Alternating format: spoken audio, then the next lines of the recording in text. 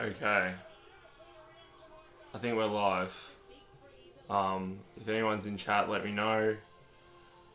But yeah, we should be ready to go. The big freeze is starting soon.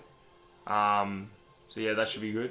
And yeah, a bit of an earlier start. I thought I might as well for the big freeze, and also because I haven't streamed for so long. So got it going now.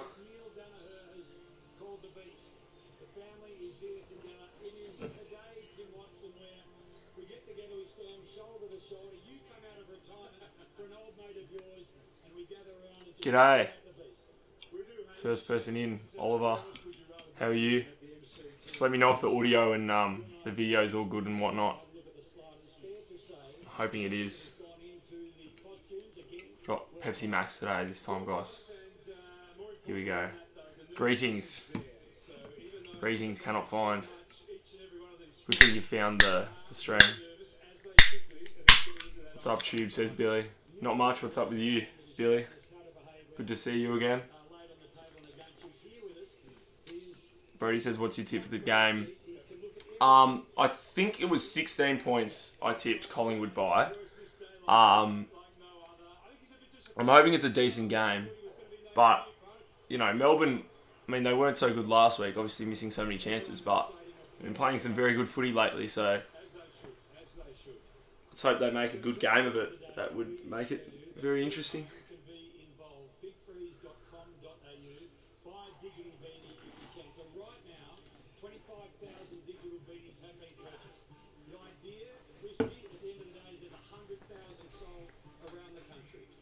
Yeah, just hoping for a good game of footy, of course.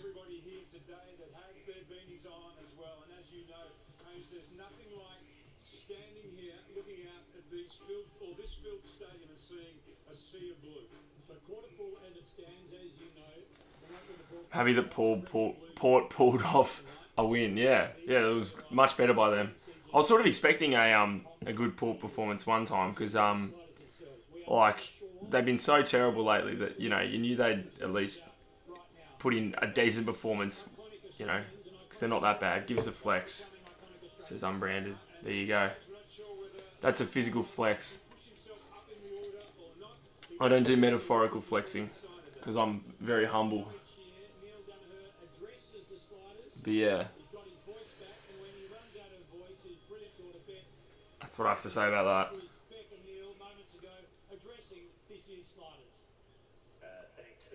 But if you've got any questions or thoughts about the game today or the season at the moment even, just, put them down below and can have a chat. Because just waiting for the big phrase to start now. It's funny, I don't know quite a few of the people going down. So, of course I know all the footy ones, but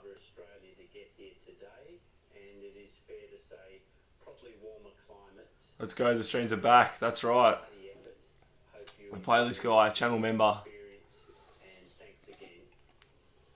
he's actually been asking for a couple of streams recently, the playlist guy, and unfortunately I've been very busy, so I just haven't been able to for ages, but it's very good, the public holiday, got nothing on today, so, great to be able to stream again.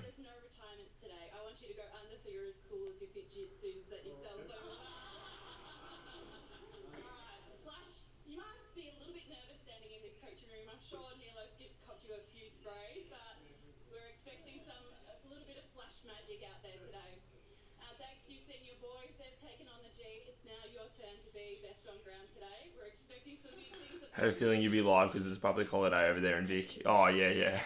Is it not? Is it not in, Seb Burrell says hello. Hello, Seb. How are you? Hoppers Crow says g'day. Where is King's birthday? A public holiday. Oh, yeah, right. Okay. So it's in Victoria, ACT, New South Wales, Tasmania, Northern Territory. So not Queensland or WA. Is that it? Interesting. Not too bad. That's good to hear. What do you do on WA Day? Like, it's such a unique thing because I guess Western Australians are more patriotic about their state than most.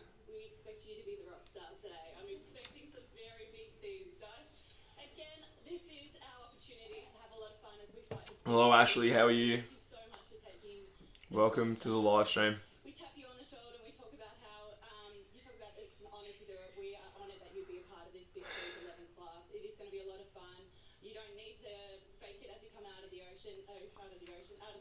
I love Neil Danaher's voice now. The fact that it's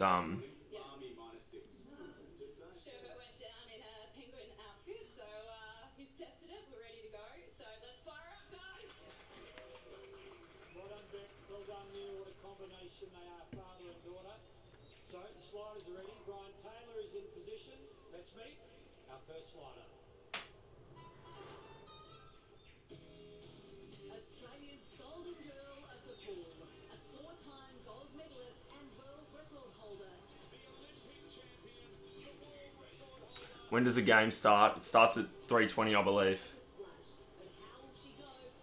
They're about to do the first slider, Ariane Titmus. So that should be interesting.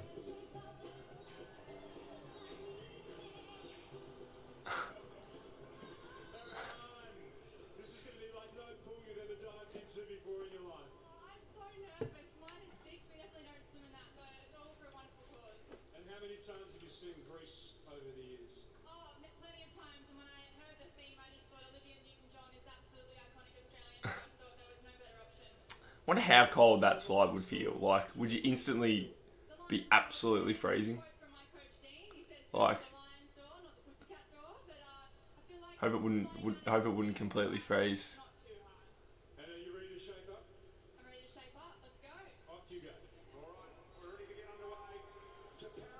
It's funny how they do it so early. Like, they should it'd be probably better if they could do it closer to the game. Like, finish it not too long before the teams run out.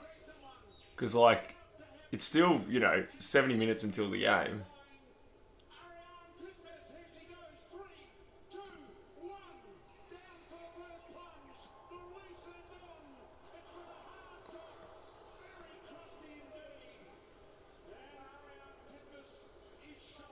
Jeez.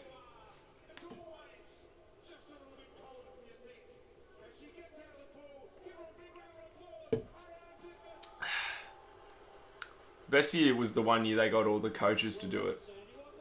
That one was good.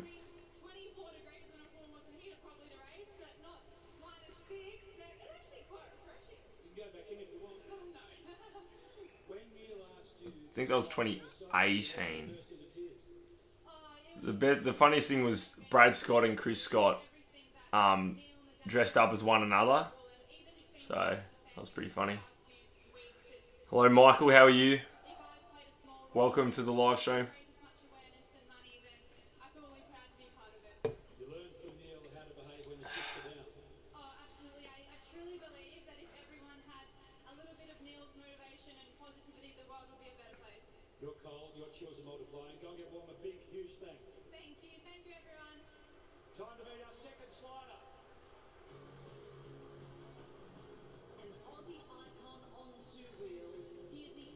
Love your video, says Michael. Thank you, Michael. I appreciate that. Don't really know a whole lot of sliders this year, TBH. Yeah, me neither. That was the big thing I was thinking. Like, let me find the post from when they announced it. Just, run through them. So the ones I know. Trying to find it. I swear it wasn't that long ago.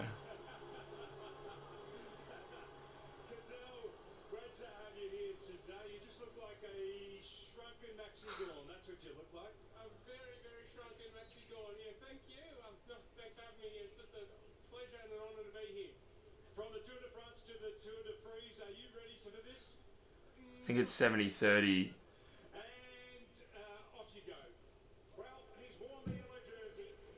Wait, what do you mean?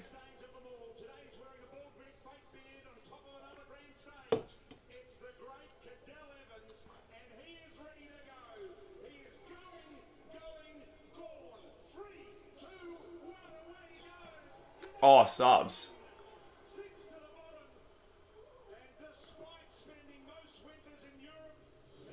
Oh, yeah. Yeah, yeah.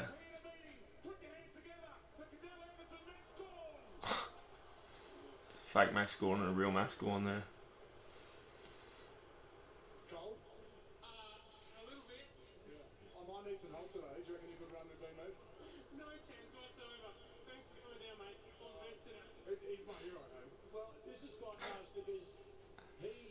I'm subscribed to you. Thank you, Michael. Collab with Cardman. What, as in to get more subs, you reckon? Is that the way to do it? I did sort of end up collabing last time I did a stream at all at the Essendon Adelaide game weeks ago. Did you see my post I made on Instagram? Let me have a look. I don't think I did, but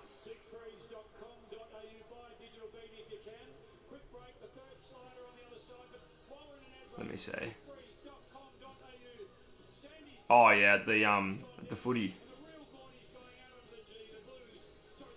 What was it like there? Like, the big thing I noticed from watching it on TV, the game in Bunbury, was the crowd was very North Melbourne. Like, I suppose they would have somehow got a lot of the North members who live in WA to go, because it wasn't that big of a crowd. Like, couldn't fit that many, so they'd get a lot of North. The atmosphere was really good. Yeah, it often is. Like, in Gather Round at Norwood, in 2023 when we played GWS, the atmosphere was great there. I mean, partly because it was so Hawthorn as well, which I liked. But yeah, like, those grounds of that sort of size, when it's like crammed in, it's actually very good. Yeah, there was a lot of North fans, pretty 50-50 in terms of the supporters. Yeah, so that's interesting, because it's sort of funny, because you sort of imagine in your head it's effectively a West Coast, or at least sort of a West Coast home game, but like, it's still like, what, a 2-hour drive for the West Coast players, as opposed to a 4-hour flight for the North players, and then from there, at the actual game itself, the crowd's pretty 50-50. So, you know, obviously next week at Optus Stadium is basically a home game for Freo, but, you know, yesterday was basically a neutral game entirely. And we still lost, yeah. I really didn't expect that once he got 3 goals up in the last quarter, because North had been so bad all day. But I guess, you know, too many missed shots can cost a side.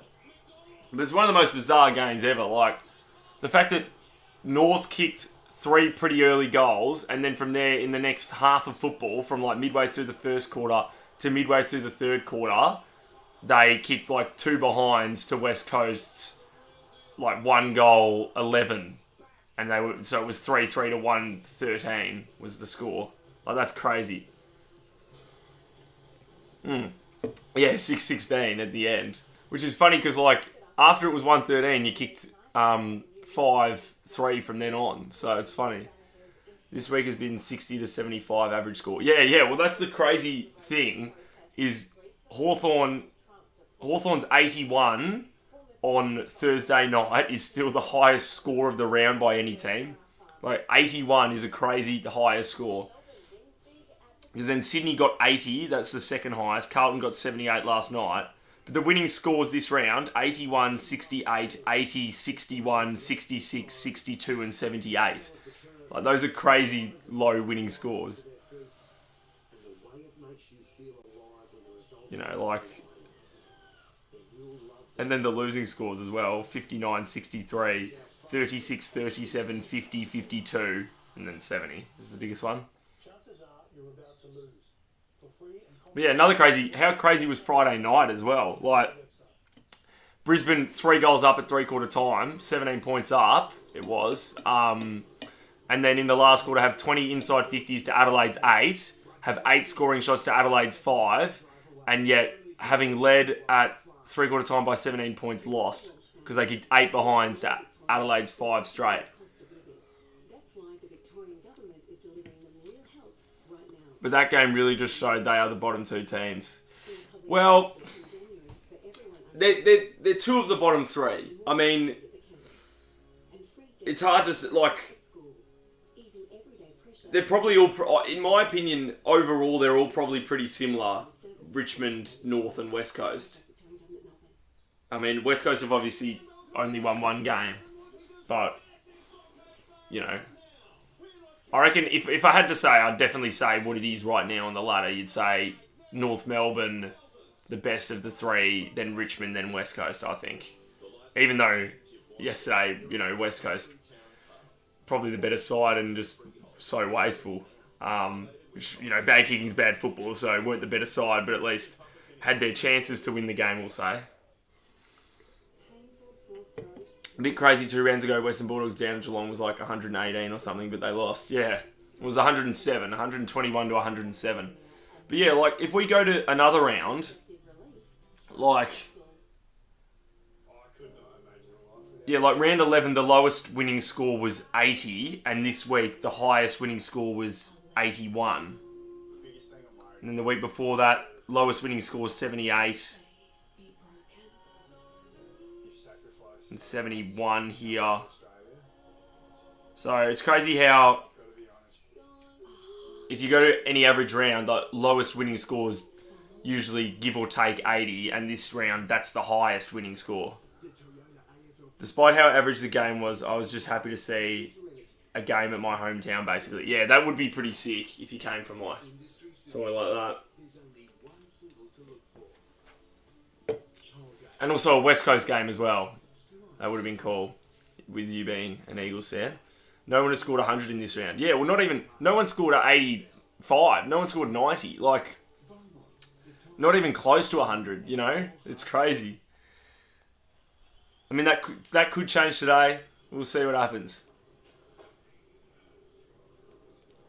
Let me add up. I'm going to add up all the scores this round to work out the average total score. And then compare it to another round or something. I'm just doing that right now. So, just got the calculator here. What team do I go for? I go for Hawthorn. But I do have belief in you. Being named Australian of the Year isn't about what I've done. It's about us and what we do next. Divided by... Every step forward is a victory.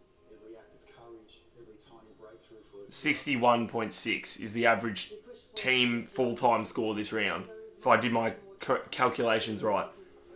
The loss and pain of yesterday is fuel for us. Haven't seen an Eagles game live in a hot minute, so it was good to see. Yeah, when was last time you did? Like, how often do you go to Perth for games?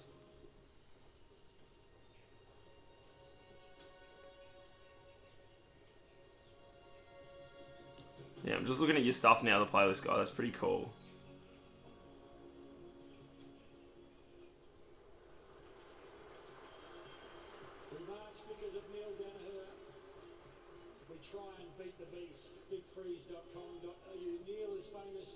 Take the scoreboard off the screen just because it hasn't... Game's not starting for ages.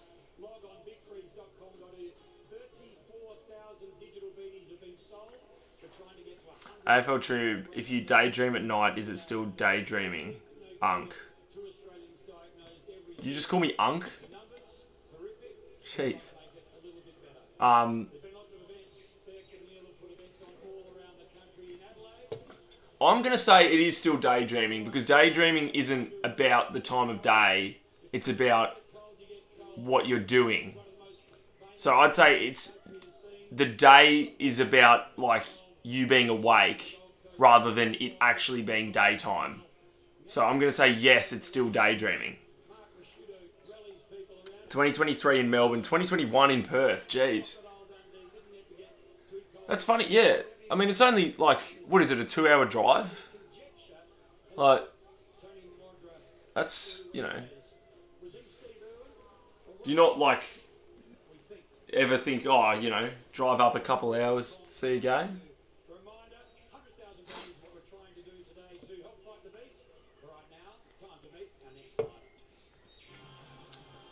Because, I mean, for me, watching games on TV is never quite the same. Like, the feeling of actually being there is just, you know, it's a whole different thing. It's a whole different level. Yeah, but getting back is a pain, especially when it's a Sunday game, which is most of the time parents have work. Oh, okay, yeah. That's fair enough.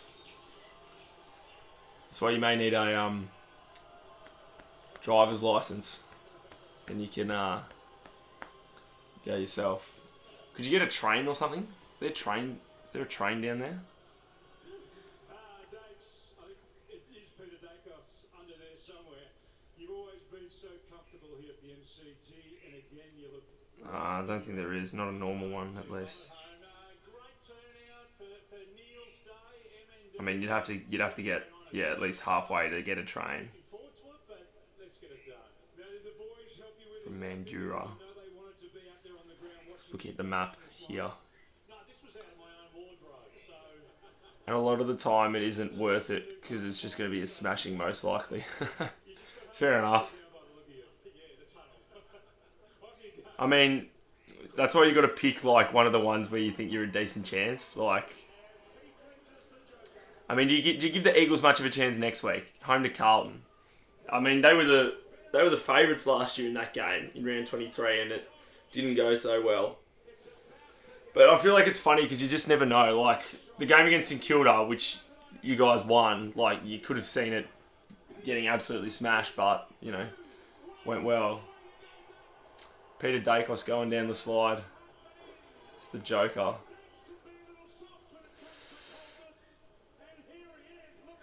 There we go. If we kick straighter, then maybe. Yeah, because you can't even beat North kicking that straight, so Carlton might be a bit harder. Let me check some of the stats yesterday. So in the end, inside 50s weren't that one-sided. Still pretty one-sided, 63 to 41. But still, it's crazy because North won the disposals quite easily.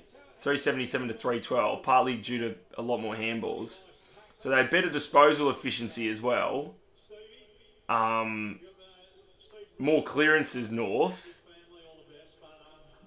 But then inside 50s is that one-sided and West Coast favour. So it's funny, in the end, North won several key stats, but, you know, didn't feel like that really.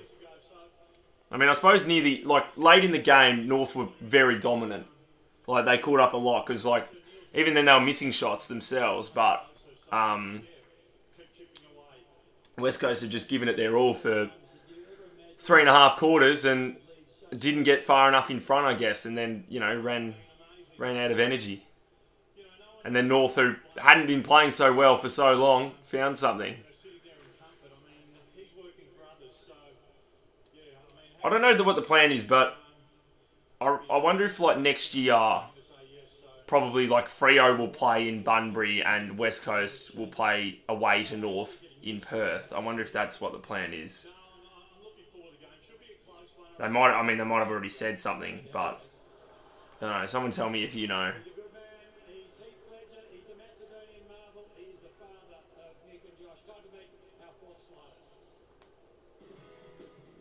One of Australia's most recognisable faces across our film and television screens. Oh, I know this bloke. Perform for us on the rugby league stage with Manly and South Sydney. In Big Freeze 11, could we be seeing his finest role yet? It's Matt Nable. Matt Nable, yeah.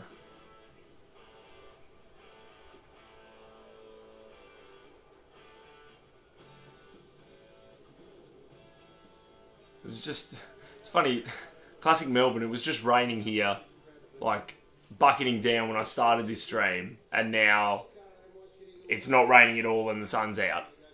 So, that's Melbourne for you guys. Carlton weren't that great, but we'll still probably win by about 30. Yeah, that's the deal, I believe. It will be flipped next year. Yeah. Oh, yeah, with the venues, yeah. So it's quite good for the WA teams, because that makes 13 out of 23 games in WA, which is, not too bad. It's the same now as that makes it the same as what Adelaide and Port Adelaide have in South Australia, because they have gather round. So they have 13. It's funny also, Hawthorn and North also only have 13 in our states because of selling games. Because it would be 17 if we didn't give away the home games because of away games in Victoria. But yeah. So it is sort of funny because I feel like a lot of people from outside Victoria don't think about that, is the fact that obviously we get a big advantage in Tassie because we play very well there. But like as a Hawthorn fan from Melbourne, we do have to travel, to go to games. I mean, it's not as far, obviously, if it's like Tassie or Adelaide or Sydney, than if you're from WA, then everywhere's at least further away. But in terms of actually games in our same state, as a supporter, it's the same thing. Yo, hello, says Green Shark. Hello, mate. How are you? West Coast don't have to fly at all in June, I think. That's interesting. Let me have a look. So yeah, because you were home last week, then that as an away game, then home to Carlton. Oh, you do on the 28th of June, you're away to Collingwood at Marvel after the bye. So that makes one travel. But still, not travelling at all from the 25th of May to the 28th of June. So still over a month. Good, you bro. Yeah, I'm not bad. Looking forward to the footy.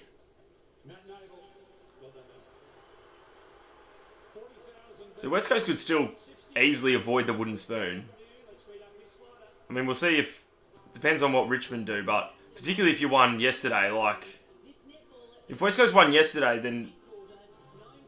the wooden spoon race would be really, really interesting.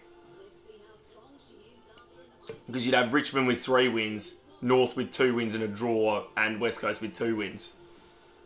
We definitely will after yesterday. I don't know. It partly depends on what Richmond do. Because I'd be very surprised if North got the spoon now. I think they're probably not going to. But you do have some winnable games. Like home to Richmond, if you win that one. Tips for today, I think I've tipped Collingwood by 16 points. Which my tipping has been pretty terrible lately, but it's gotten better this round. I've gotten back to basics a bit. Big tip right was Thursday night tipping us, so that was handy. Which I genuinely did think that we would win, or at least I thought that we were a very, very good chance. Because our odds by the time the game started, $3.40, which was quite incredible.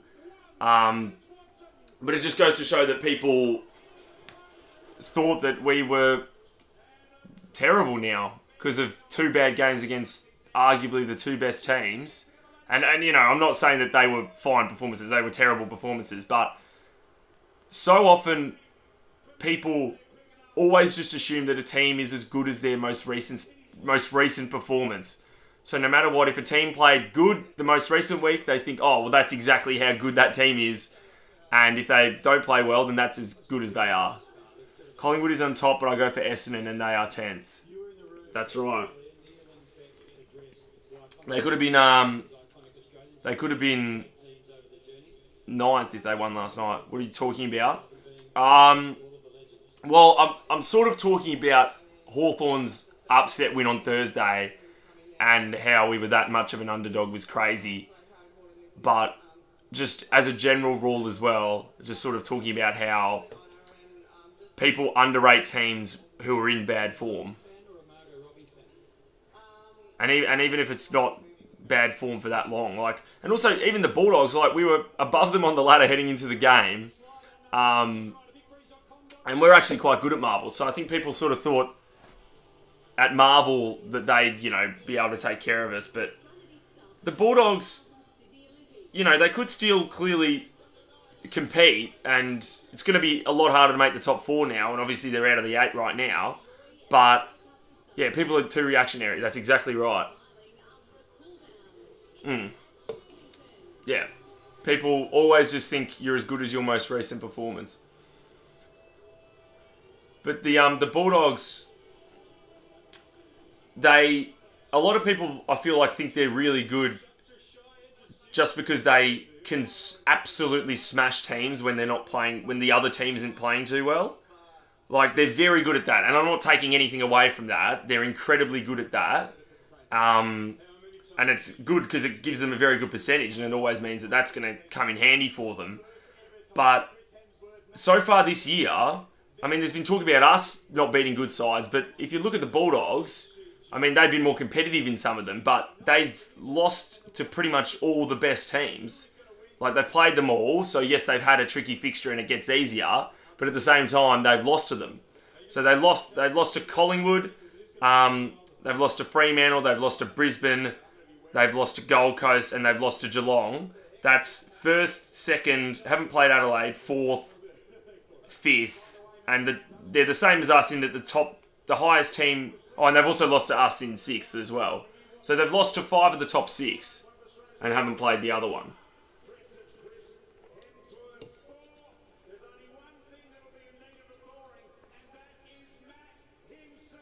Do you think Essendon will make the 8 by round 24? I'd be very surprised.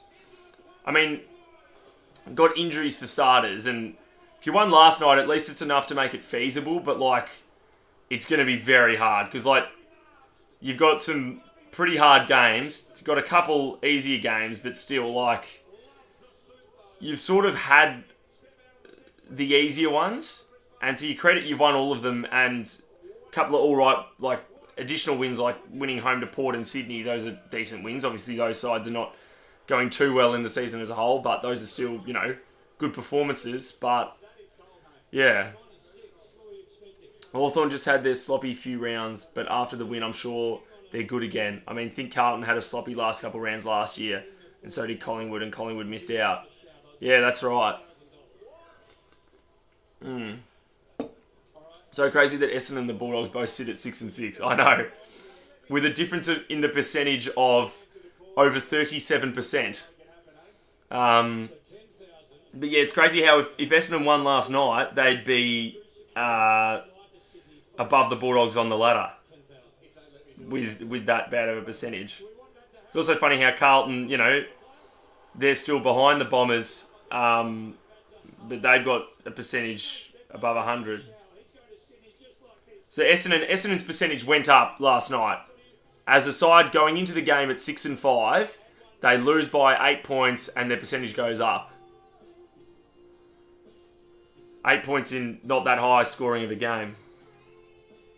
But they've got a percentage worse than of the sides below them: Carlton, St Kilda, Sydney, and Melbourne.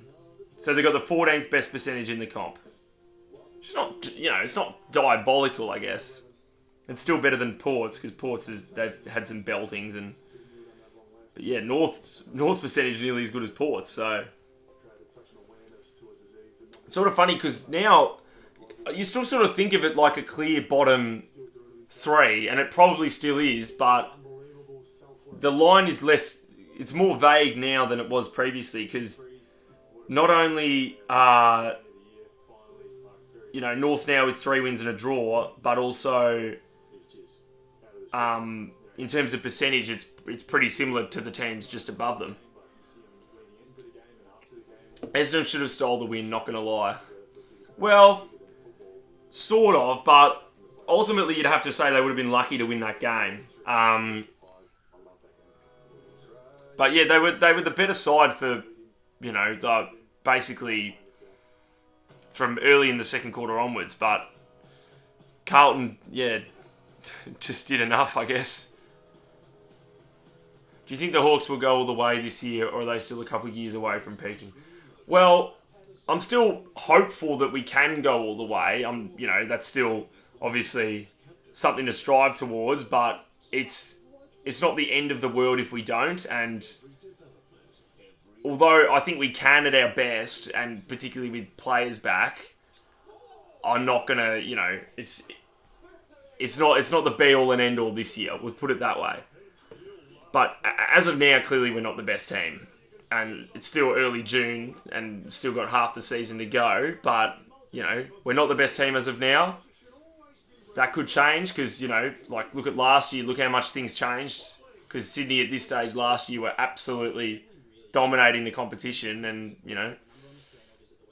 they weren't so good by the end. Did enough to make the grand final, but dropped off a lot. Who's going to win today? Well, you have to say Collingwood, but Melbourne have been playing good enough footy in recent times to make this at least interesting. They won 3 quarters last night.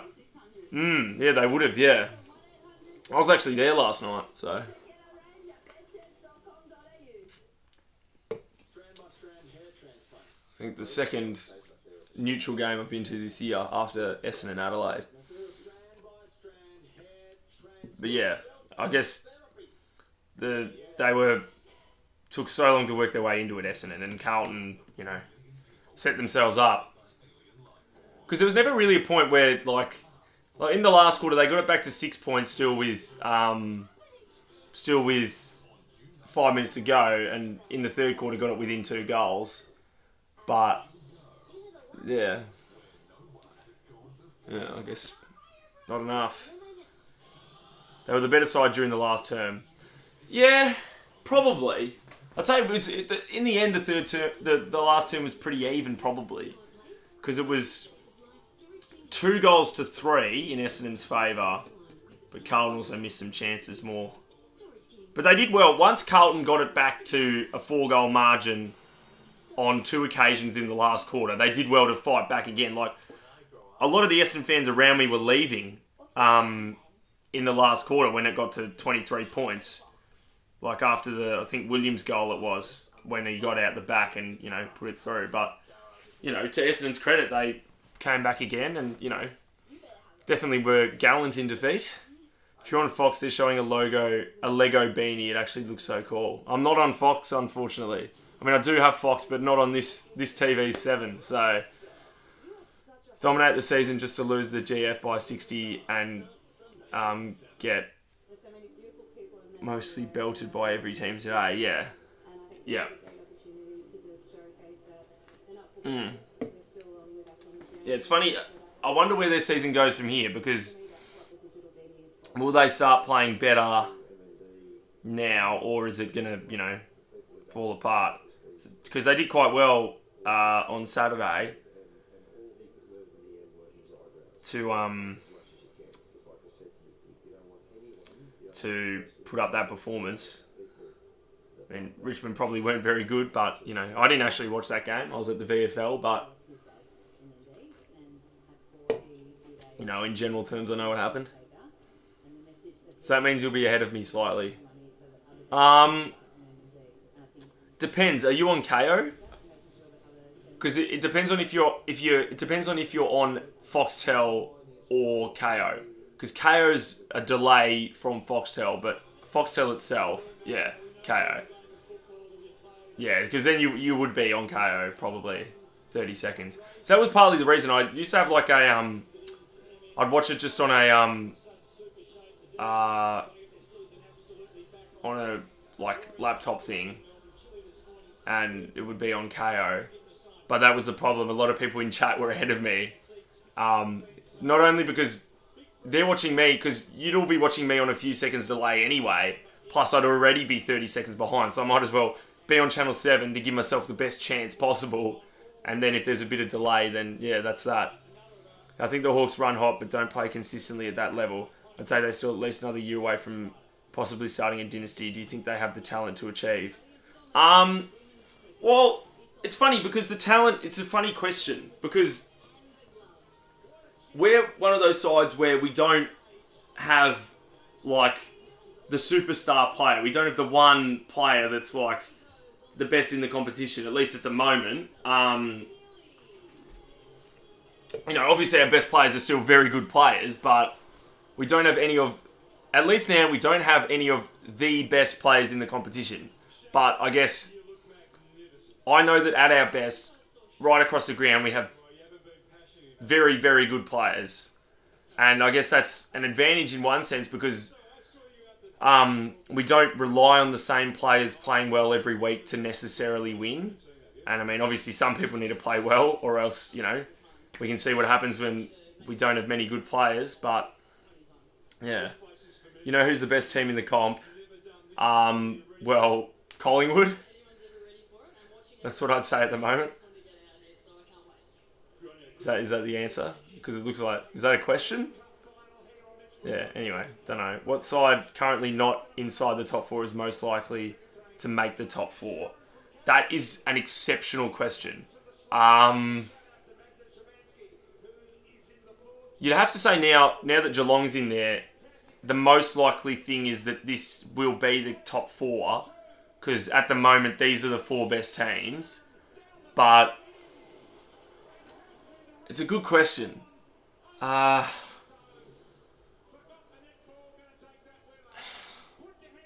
GWS, not Gold Coast. See, it's tricky because the Dogs are outside the A, but maybe the Dogs, maybe us, or maybe Fremantle. Maybe. That's what I'd say.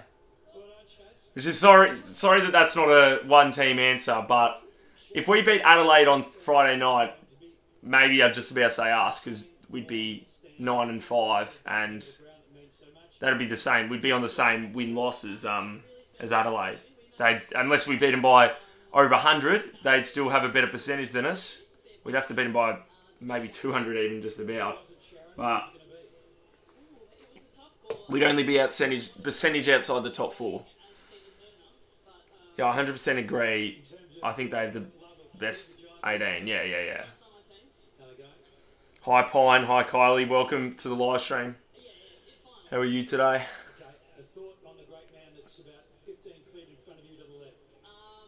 Inspiring, I think is the word that's I'm excited to watch the game today. I say that quite a bit on the streams, but just excited to watch some footy. It's incredible how much more enthusiastic I am to watch footy after we've won that round.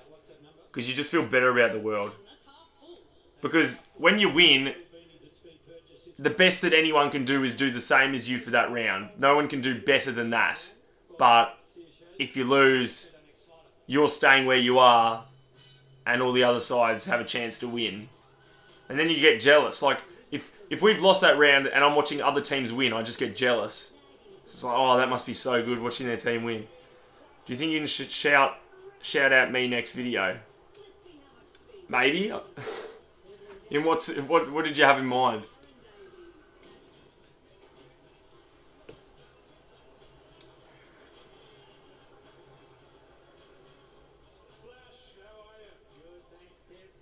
How do you edit your videos so well and add the commentary on the end when you do your tips?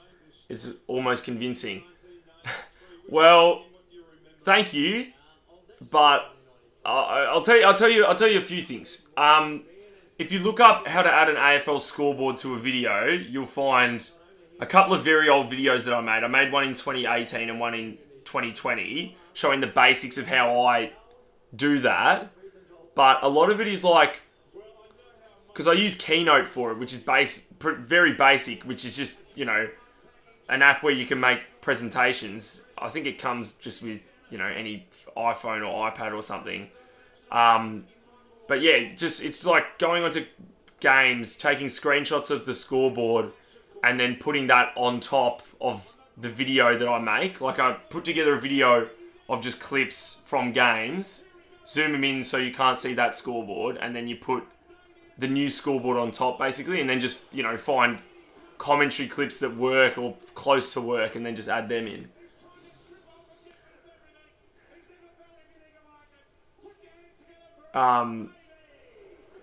End of season predictions. I've tipped Collingwood for the flag, and I think as of now that's the most obvious thing. They play so much at the MCG, they're probably going to finish top 2 at least, even if not top. Odds are now they finish top, and they're probably just playing the best footy at the moment. So it's hard to go past them. or at least pick anyone ahead of them. How am I? Says Kylie. I'm great. I'm great. Looking forward to the footy. How long does it take you to normally per vid? For the tips videos, they usually take me about 3 or 4 hours to make overall each week. So it's a bit of time, but you know, I sort of enjoy making them. It's part of the routine, so.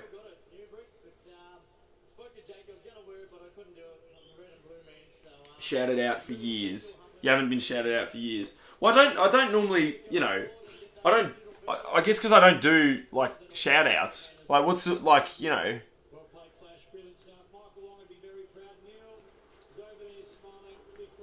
Because in each video I shout out the channel members, like, just as part of the end of the video. I just say, like, oh, thank you to the channel members. Just put their channels up there. But in terms of just, like, general shout outs, I haven't really done them much. I kind of hope the 2018 Tigers happens where Collingwood will dominate throughout the season just to go out in a prelim, just to spice things up. Yeah. And that would spice things up. And it certainly can happen because, like, all that it takes is just one game where you lose. You know, you've got to keep winning or else that's what happens.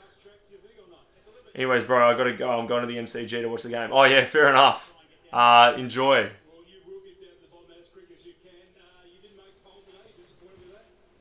Actually, I was criticising how early the big freeze was earlier, but it's still going. So I suppose they need to start it that early because they need to, like, they have breaks in between, plus they interview each person beforehand. So it does take a while, I suppose. You watch other sports. Well, none as much as I watch footy. Apart from footy, it's basically just like, you know, watch the soccer a bit, like the A-League, follow Melbourne City. I very, like, vaguely follow the NRL, and also I follow cricket, like, in the summer more. Like Australia, Test cricket. I like Test cricket. It's the best form of cricket. But yeah, that's sort of about it. If there's other particular times, like certain events or something, I might pay a little bit of an interest, but who do you want to win in the AFL today? You won't.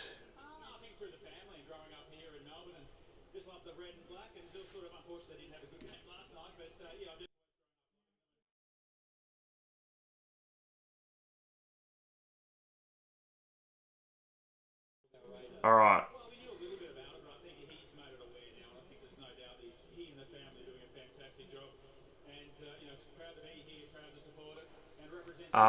It can be a bit hard to watch other sports, to be honest. Apps, time zones, etc.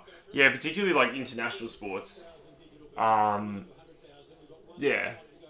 because obviously, given where Australia is, the timing doesn't work very well.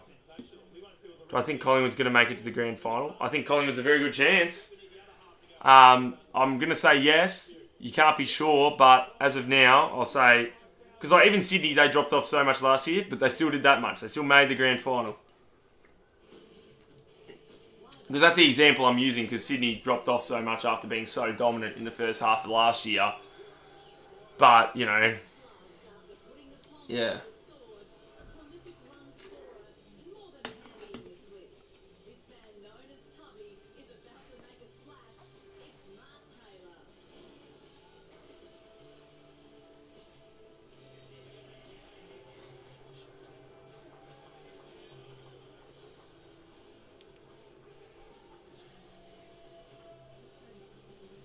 So the game starts in half an hour now.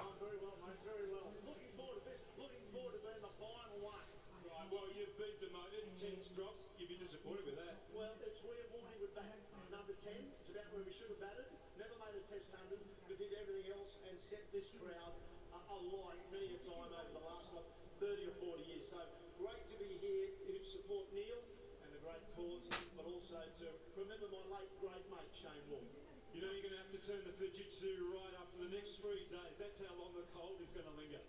I've spent 30 years telling people to keep warm in winter, and now I'm jumping into a pool. How stupid am I? We're only You think anyone on the Pies are overrated or underrated? I wouldn't say so. Not right now. I think it's all pretty reasonable. Like, you know, like there's players like, you know, Jamie Elliott, who rated pretty highly at the moment because he's playing very well though. So it's like, you know, obviously their veterans are playing very well, all of them. Pendlebury side bottom. Nick Dacos isn't overrated. Nick Dacos is such a good player. But Brisbane win, is that possible? Yeah, that's possible. Yeah. Yeah. Brisbane, it used to be a problem that they're bad at the MCG, but they're not bad at the MCG anymore. They're good at the MCG. And they turn up at the MCG. I reckon they're rated perfectly, to be honest. I agree. I think most teams are at the moment, for the most part. Collingwood. Brisbane are a bit underrated at the moment. I'll say that, actually. Brisbane are a bit underrated. Because partly the reason why people are saying that is because Brisbane haven't like smashed some of the lower teams. Like they've had sort of narrower wins, so they haven't looked that convincing and exciting. So it's a good comparison to someone like the Bulldogs, who have had a lot of huge wins against lower sides. But the thing is, Brisbane, they're still 9 wins, 3 losses and a draw. Should have won on Friday night, let that one slip.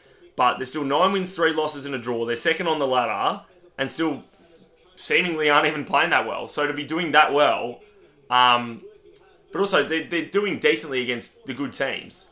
Obviously they've lost to Collingwood and Adelaide now, but like, you know, other than that, they've beaten Gold Coast, they've beaten Geelong, they've beaten the Bulldogs, they've beaten us, so they've beaten all those other teams. But like, yeah, it's not the bad teams you play in the finals, so even if you don't smash them, you know, it's the good teams you play in the finals. What is your favourite sport? Do you mean sport? The spot. My favourite sport is Australian rules football.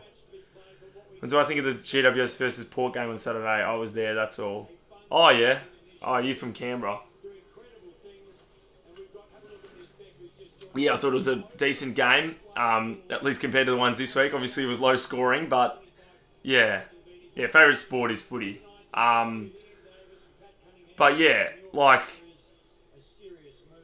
well done by Port, and the Giants, they can't play good footy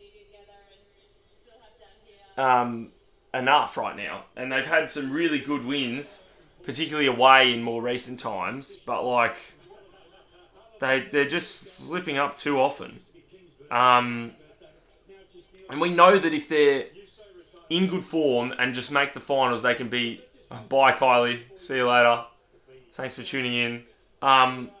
We know that at their best, they can be a very dangerous side. So if they even make the bottom half of the 8, which is looking very hard for top 4 now, so bottom half of the 8, and play well in the finals, you know, they could do anything. But right now, they're just slipping up too much.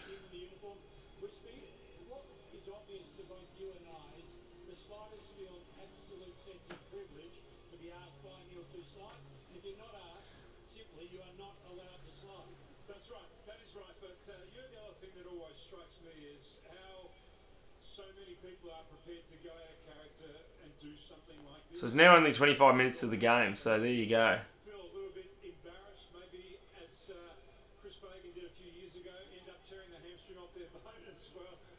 It's always nice to leave without an injury. But Beck, tell Australia who are watching what we can do to help you and Neil. We know we can go and buy a beanie today. What else and how else can we assist? Well, for every beanie that we see, whether it's on our heads or on our social media, we want to turn social media blue. It is making such a difference. Final slider now. Yeah. We need to go and support him and support everyone battling against MND. We've come so far, we're not there yet, so we need everyone, if you're able to continue to support the cause. Well, it's been a privilege as always. Who's going to win? A word from you. Well, it's just great to see Collingwood are going to win. Hamish to look out here. That's what I'm going to say. All the blue But, around you know, the MCG. So again, thank you. a Melbourne win isn't impossible. As always, you do an incredible job. I know now it's Yeah, was surprised by Port and how good Butters and I assume that's Rosie were. They were both great. Sam Taylor was carrying hard, yeah. And it just goes to show that Port, at their best, as they've proven time and time again, at their best, are a very, very good team. They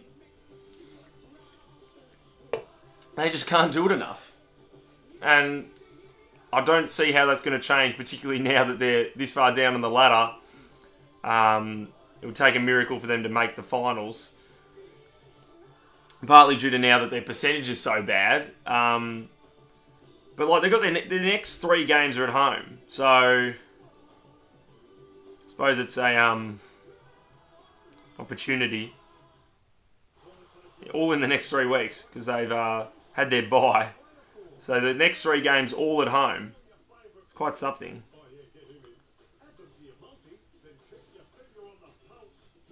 But yeah, home to Melbourne, Sydney and Carlton. So if they could win 2 of those, maybe 3, it's possible, then you could at least say that they're a hypothetical chance at the finals. But, you know, otherwise they're not really much of one. Given they've also got a few pretty tricky games.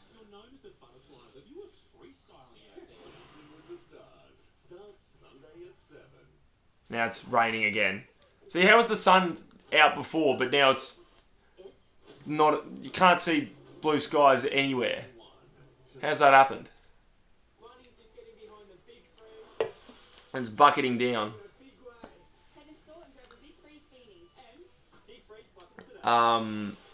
Yeah. Game starts in 20 minutes. Teams will be running out in the not too distant future. Favourite player from another club. See, I don't really have like a particular player. I could think of someone I like.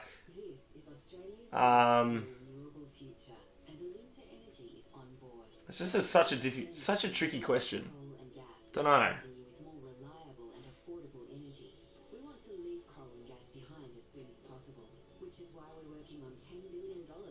Don't know. Good question.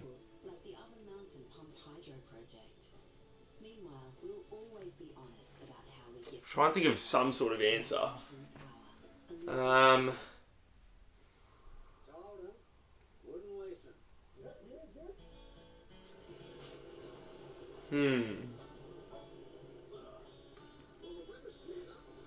See, in a funny sort of way, someone I like is like a Toby Green. Like, I like him. A lot of people don't like him, but, you know.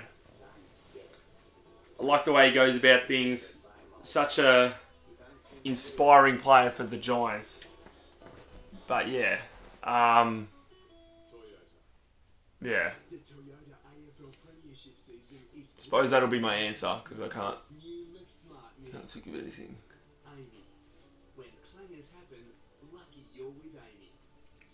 This is funny because it's often the sort of person where it's partly if other people don't like this person. So I think I sometimes then stand up for them because, you know, because if it's someone that everyone else likes, then there's not much, you know, it's just, oh, well. How about least favourite?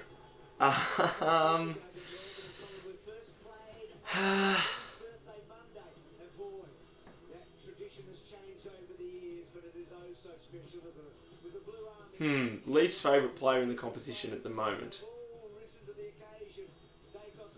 I suppose, like, partly because I'm a Hawthorn supporter, I suppose, but Patrick Dangerfield or something. Never liked him much.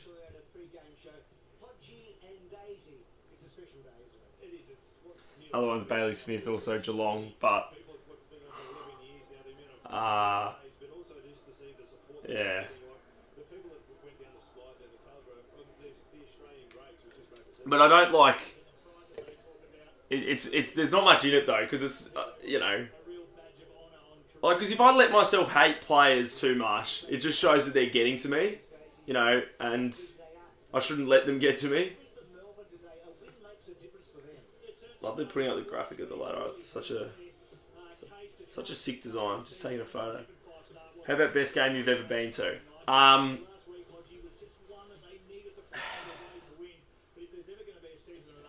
The 2013 prelim.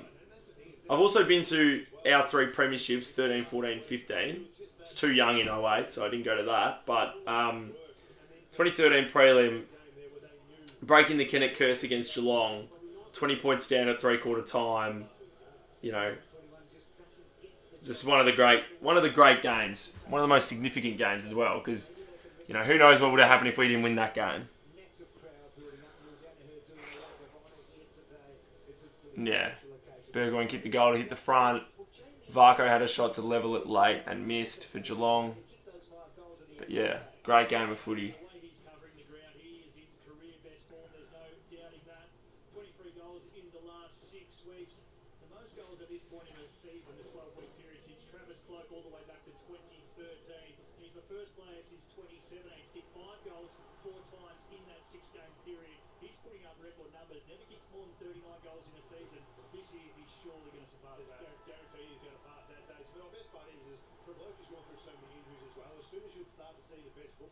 His body would fail him, so it's just great to see now that he's getting on. His best footy, people thought were behind him. It's just starting to really hit his straps at the moment. He's the all-starting small forward right now.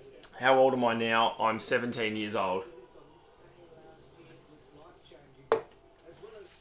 Turning 18 in October. So I was very young then. It was a bit before I turned 6 years old, the 2013 prelim. I was still 5.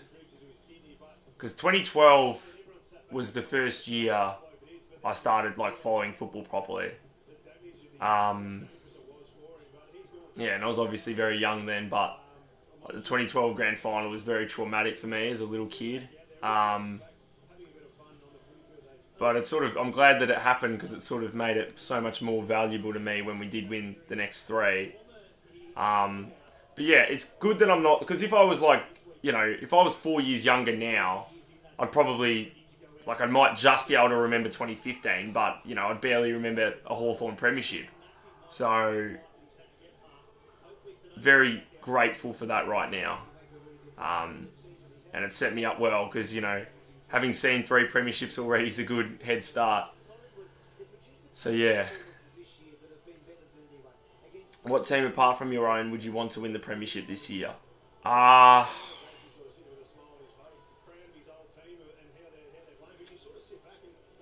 suppose GWS, of the sides like in the top 8, because I've got nothing against GWS and I quite like them. So I suppose, yeah, we'll say GWS. It's a bit it's more unrealistic now, given the way they're playing at the moment. And obviously, there's still a chance because they're in the 8 and it's only halfway through the season, but you know,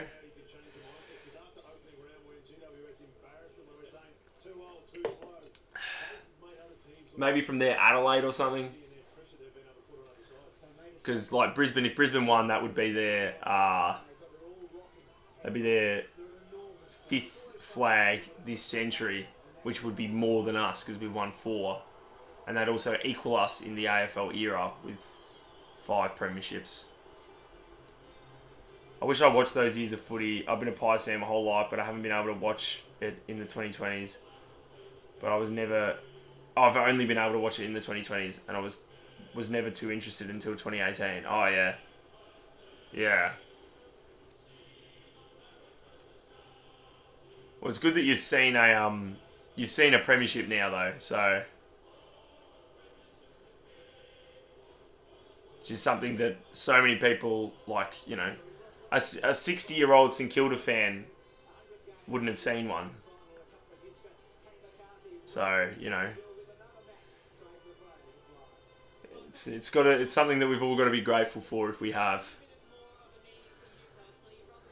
But obviously, if we won a flag now, it would immediately be my favourite premiership because now I've, you know, followed it for 10 years since. So, like, those were great, those premierships. But, like, it's a whole new level now. Had to work on that day, lol, but just got home. But got home just in time to watch the fourth quarter. Jeez. That's stiff. I mean, if I had to work on a day like that, I just wouldn't show up. That's commitment to be able to, you know, actually do that.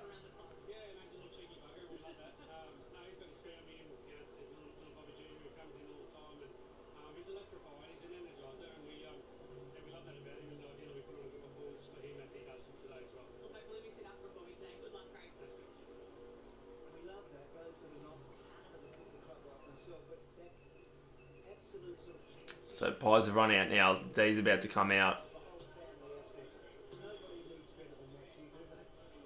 go through and then you look at some of the stats that came up this week, Daisy. He's number one for contested possessions across the whole league, number one for contested marks, number one for hard ball gets. Apart from the contested marks, that's the stats that you look at. They had it on everywhere, luckily, so I didn't miss it too much. Oh, okay, that's good. That's good.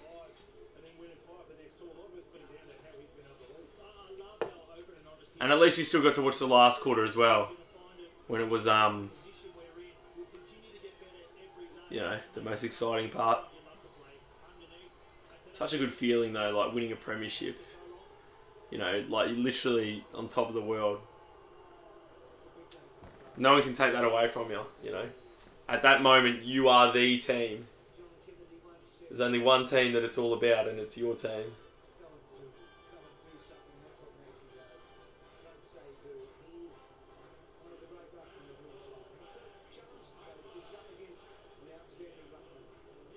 Who did you tip for the flag last year? Last year, I tipped Brisbane for the flag and got it correct. So, well done by me.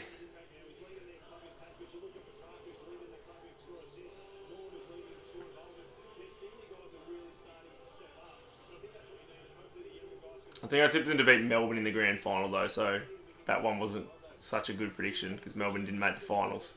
But, yeah.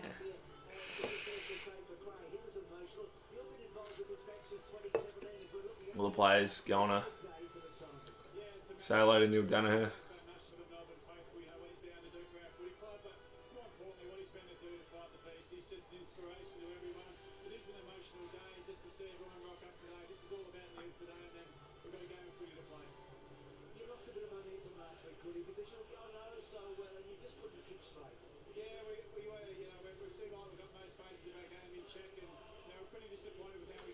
Love this from the days, yeah. Good stuff. Went to this game last year, such a fun experience. Yeah, it would have been. Yeah, also the Pies won that one comfortably. I was just trying to think for a sec, but yeah. Would have been good as a Collingwood fan. Hello again, Kylie.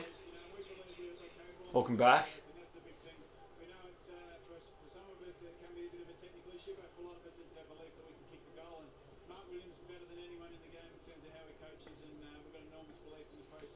So 10 minutes until game time.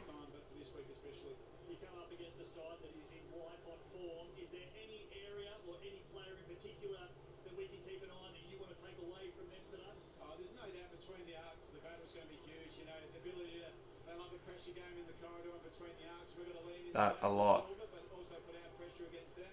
That'll give either team pure entry, and obviously Is that thanks a lot of battle or confused or a lot of what or anyway. Nice jumper, and I love your braids. Huh?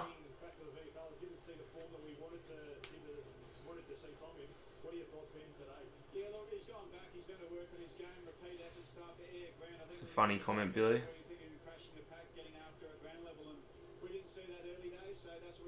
Thank you. Oh, the Taylor Harris one. Yeah. I know the one you're talking about. I thought you were talking to me. I was like, What a build up we've had. The last hour's been so emotional and out here. anyway. Guard of honour for the one and only, the Australian of the year, the icon himself in Uruguay.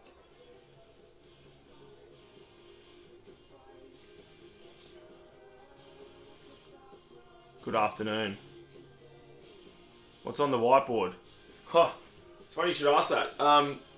These are some products from my shop, tubeshop.com.au.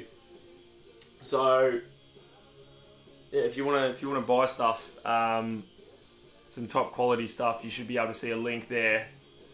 But yeah, it's my shop, so if you want to go and buy something, then feel free to. I'm sure it's good stuff, guys. Trust me. The National Guard sent into LA, vehicles torched in a third day of immigration protests. Relief for Victoria's farmers as rain finally falls. Former Prime Minister Scott Morrison honoured in the King's birthday list. And Australian Sarah Snook wins big at the Tony Awards. Join us for 7 News right after the footy.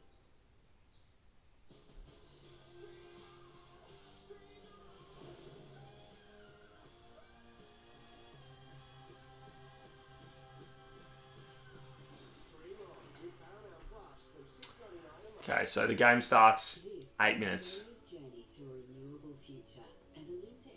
Fired up.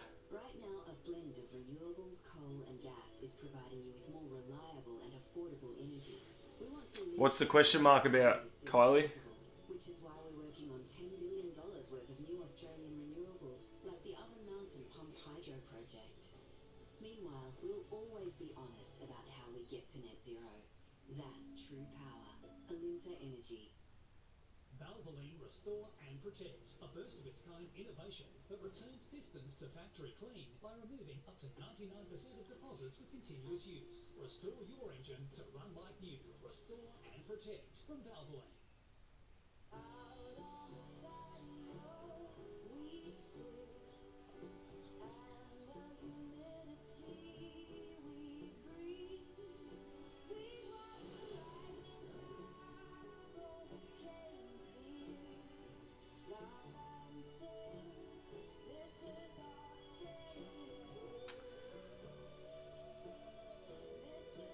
Five minutes till game time.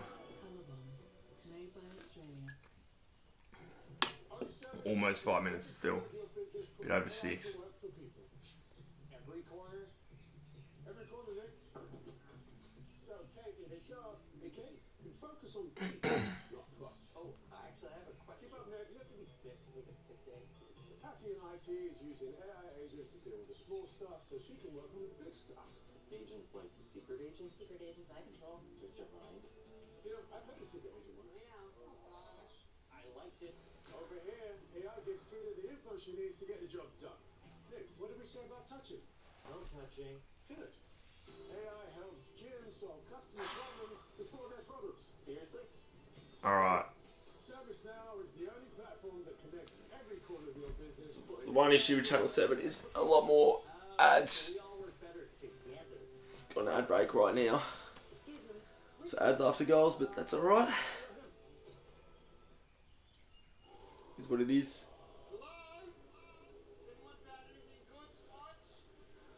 that show any good? Not really.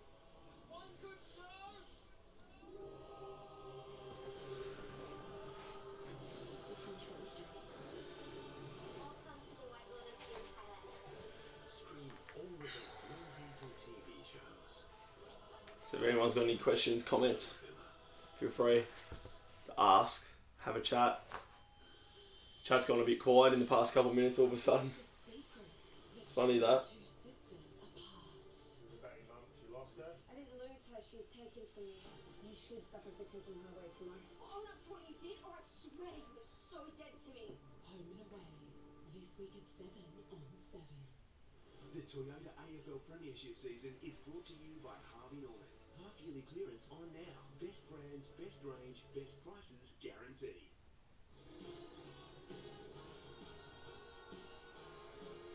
Alright. What a day we've had so far. It's so much fun, and the sliders have risen to the occasion, as they always do.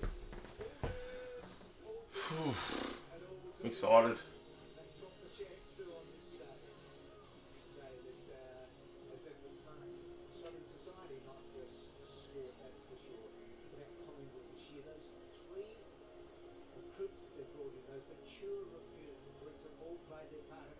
They certainly have, and I think, sort of touching on the point that I made before about their game, comparatively to what they did years ago and the year that they won it. Oh, that's nice. Guard of honour for Neil Danaher.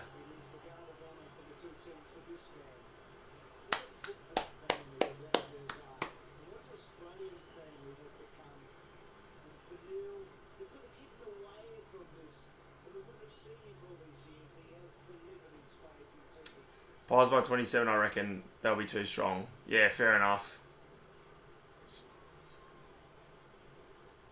That's about what you'd suspect, but yeah. Yeah, round of applause, Neil Danaher. In front of the members there, the MCG.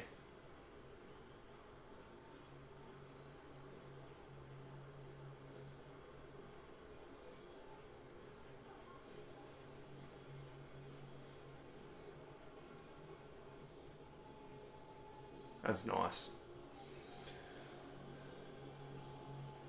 Now the Collingwood players all paying respect to the great man.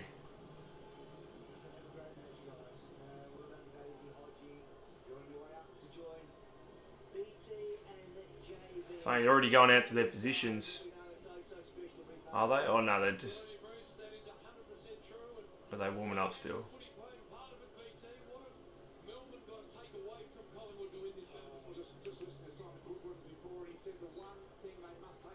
Doing some sprints now, the players. Any hot takes for the game? That's a good question. I'll make one. I'll say Melbourne lead at half time. Which, I don't know if that'll be true or not. Could be very wrong, but I'll just say that. Best on ground. Bobby Hill. Say that he'll kick some goals. It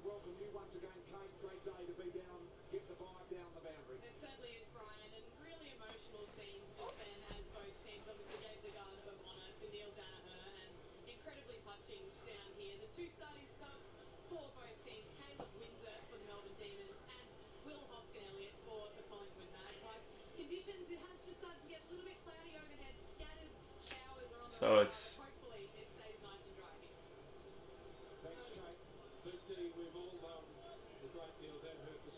1 minute till the game now. Aware that it has to be about him this day, but he would still be uncomfortable when it is about him. And just as the players were departing the boundary, I could see them look at Stephen May and they made eye contact. I'll go Nick. Needs redemption from last year. 35 plus incoming. Josh Dacos will be best on ground. Don't want to go boring and pick Nick. Yeah, I know. I mean, that's the obvious answer, I suppose, for anyone, but yeah. We'll see. This is a Melbourne home game, you must remember that today. But Collingwood have averaged 78,500 people at this ground this year, which is extraordinary. And we'll be pushing that pretty closely. Wouldn't be far off that now. So, exciting day for Melbourne, exciting day for Collingwood. These are traditional rivals. For those that don't know, this period of the 60s and the 50s between these two sides. All right. Here we go.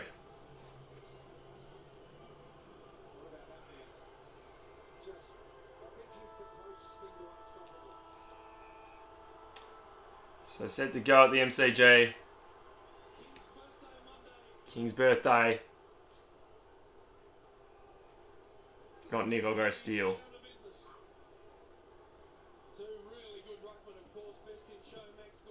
Alright, we'll see what happens. Well, we're underway at the MCG. It's a free kick straight away, and it's going the way of the Demons to Clayton Oliver. Oh, jeez. It's funny, side bottom just leaving the footy, which is a safer thing to do, because if you kick it, if you try kicking it to the other opposition and you miss him, then they'll pay 50. So, in the meantime, Oliver inside 50. Ball bouncing. Well done here by the D's. Pickett. Should be a free for a hold. And it is. And Cozzy Pickett can line up for the first shot of the game. So 2 free kicks for the D's in the first 40 seconds. And rightfully so, BT. We've seen how electric he is only a couple of weeks ago at this venue. And this should suit him too. Have to run out on that little bit of an arc. So here we go. Cozzy Pickett. It's coming back. He's pulled it to the left though. One behind.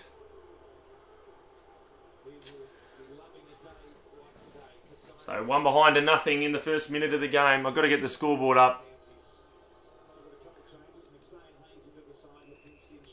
That was a good chance there for the D's to have a good start, but have the perfect start. But anyway, 1 behind to nothing. They kick it long to the wing, the Pies. Oliver handballing it. And that could be deliberate against Chandler almost, but probably not. Oh no, it is. Seems a bit harsh. The ball was right on the boundary anyway. Like, would have gone over if he had left it, probably. So, McCreary could be a high tackle, or it's a ball up, I think.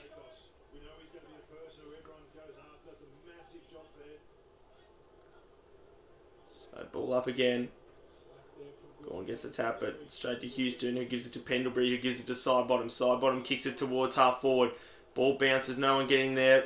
Lever has it though, and the Demons should repel through the middle, but it's a poor kick. Now chance for Collingwood. Howe handball to Crisp. Crisp shoves off his man and kicks it inside 50, and Elliott marks. That's good footy there by the Pies. And Elliott chips it forward to my man Bobby Hill, who I said would be best on ground. And let's see if he can kick the first.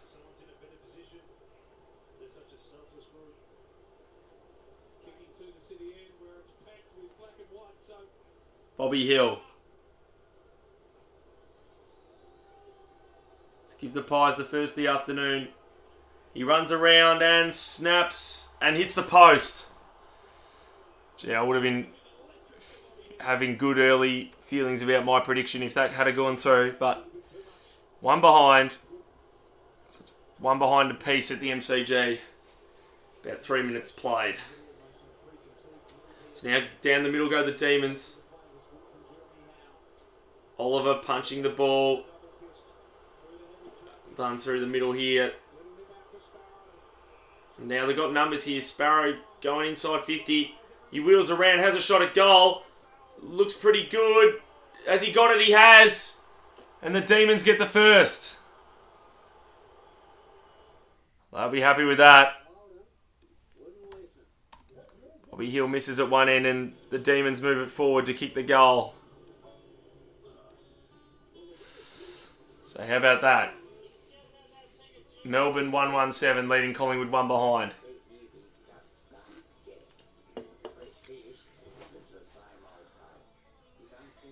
They've just got to keep playing good footy, the Demons, and they can win this game, you know?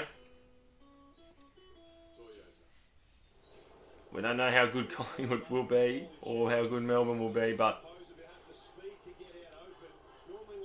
just got to stay with them. If you stay in the game, you give yourself a chance. I'll be happy with that. Sparrow, first goal of the game. So the D's, 1 goal to nothing. Good tap by Gawn to Pickett. Now they go inside 50 again. Pickett, flying shot. Ball hits the ground though.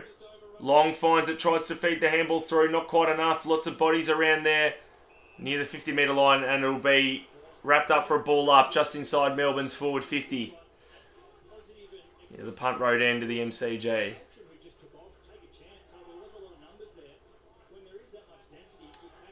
Got a lot of energy here, the D's early. Gone. That could have been a free for a hold against Oliver on Pendlebury. They find it. Oliver kicks it forward. Chance here for the D's. Handball. Fritsch, can he find a way through? Kicks it, but only as far as Moore. With a Quick clearing kick towards the boundary. If it goes out, it could be deliberate, but it won't. Ball stays in. These have the numbers. Bowie trying to find a way through. Eventually does, but it'll be holding the ball now. Collingwood taking the advantage, are they? No, the umpires bring it back. As they did before when Melbourne got the free kick before. One for the first shot at goal. So anyway, down the line, but it goes straight out of bounds.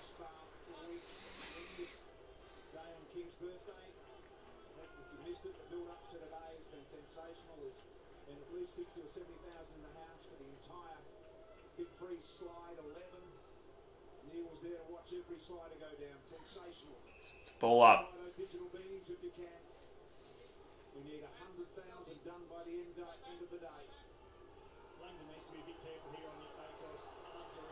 Gorn, big punch on it. Pendlebury trying to find the full ball, but Petrarca's there. Petrarca can't get a foot to it. Should be holding the ball. Wasn't. I guess by missing his foot, he showed he didn't have prior, maybe. Crisp now has it.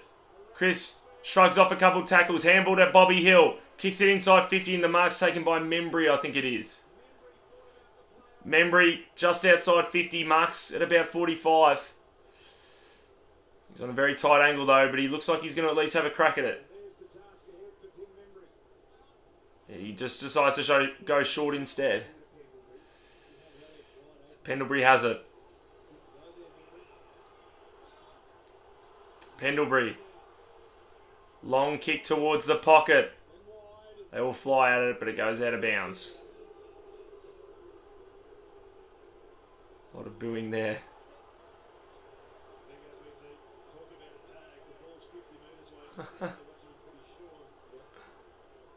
Jeez. Langdon right on Nick Dacos.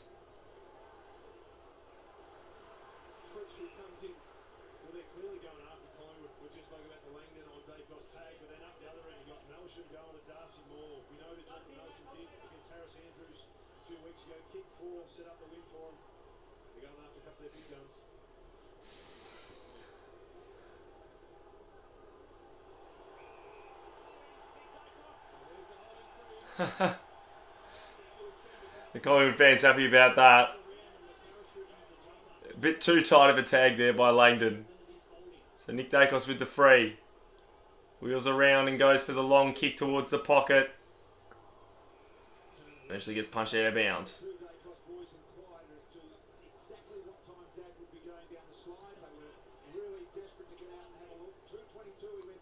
Finn McGuinness is clearly a player who just doesn't want the ball. That's exactly what I was thinking. That's exactly what I was thinking, Billy. That's what Simon Goodwin said when Finn McGuinness tagged Clayton Oliver.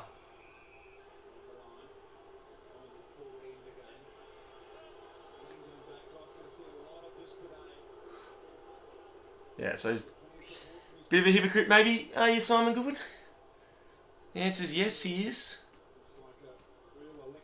Crisp, racked up, could have been holding the ball there. Langdon almost held without it by Dacos. Now it's going to be a ball up.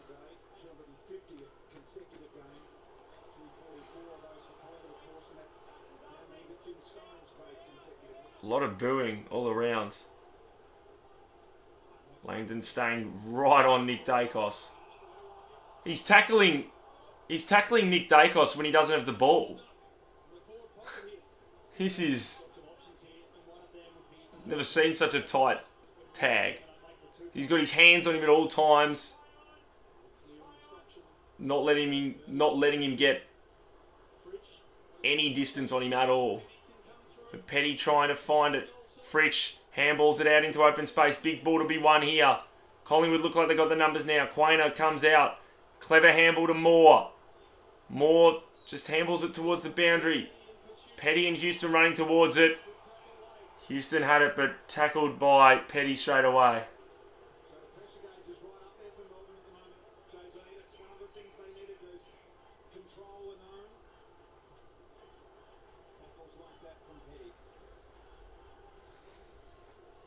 Alright. It's boundary throwing. Cameron on Gawn.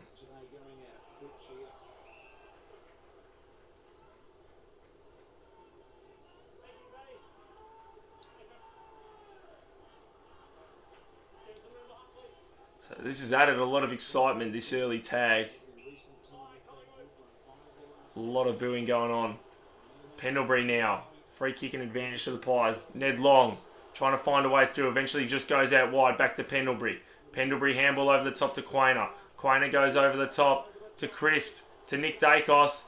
Handballs it over his head back to Quainer. This handball game for the Pies, but eventually ends up with Bowie who runs it out of bounds.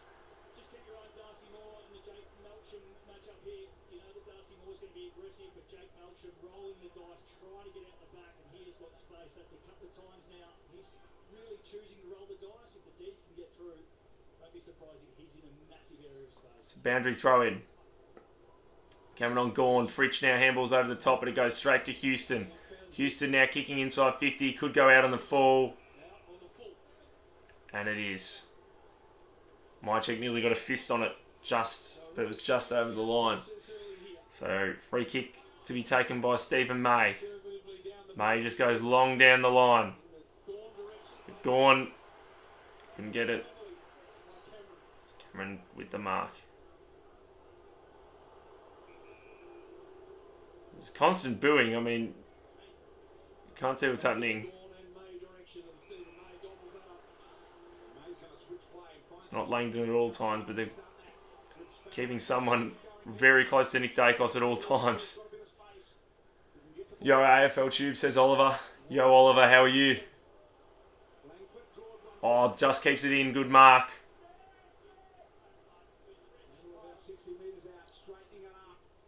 Wheels and goes inside 50. Petty's there. Couldn't quite take the mark. Petrarca. Handballs to Sparrow. Sparrow holding the ball. Free kick to Collingwood. Taken by Ned Long. Sparrow made himself vulnerable with the fend off and then got caught with it. Yeah, ball. Clearly holding the ball, that one. Could be a free for front on contact. Umpire doesn't pay it, but might have been advantage anyway as the Pies move it forward. Sullivan gets the handball but goes straight to May as he's tackled by Langdon. In the meantime, Melbourne feeding the handballs forward and eventually goes out of bounds.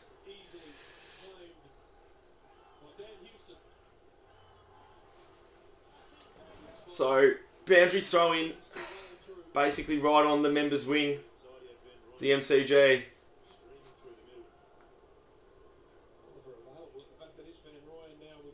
And Royan up against Cameron. Oh, good tackle by Petrarca. And not holding the ball. Petrarca's not happy.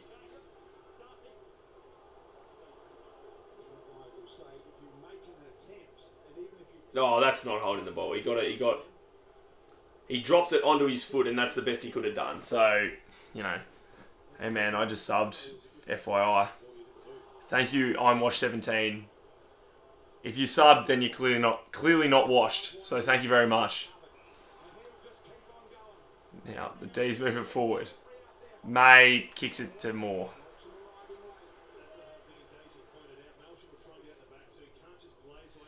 Josh Dacos goes out wide. Crisp. Oh, couldn't quite Hayes. Now here's a chance for the Demons. Moving it forward.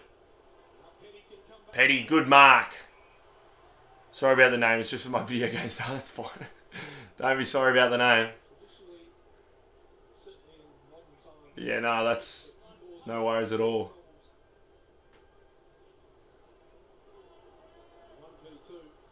It's just incorrect because you're not washed.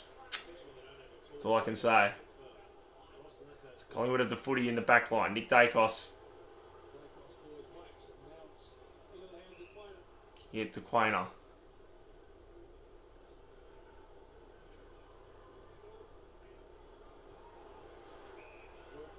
Josh Dacos. Out wide to Allen.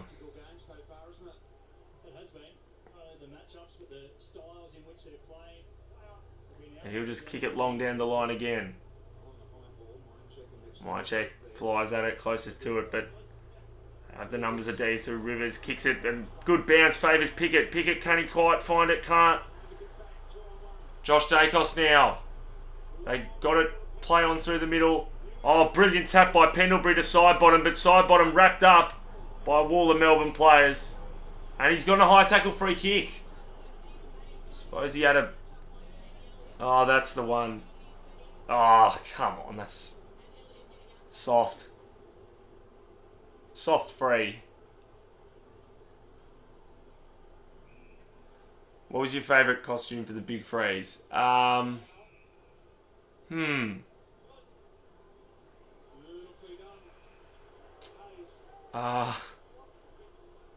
to think of them.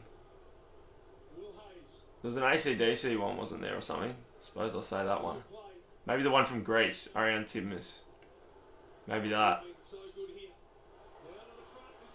Ned Long couldn't quite get a good enough contact to it in the goal square. You mean big freeze? Yeah. I know. And there's a holding free going the way of Jeremy Howe. So far this game fitting the trend of the round so far of low scoring. More than half the quarter played. 1-1 to 1 behind. After a bit of early scoring. Now playing it inside 50.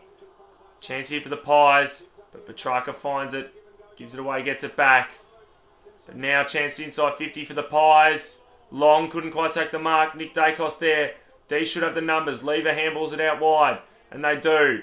Petrarca now. Just goes long down the line. They've got the numbers here again. Melksham takes the mark. Now into the 50. Oh, but Collingwood have it there.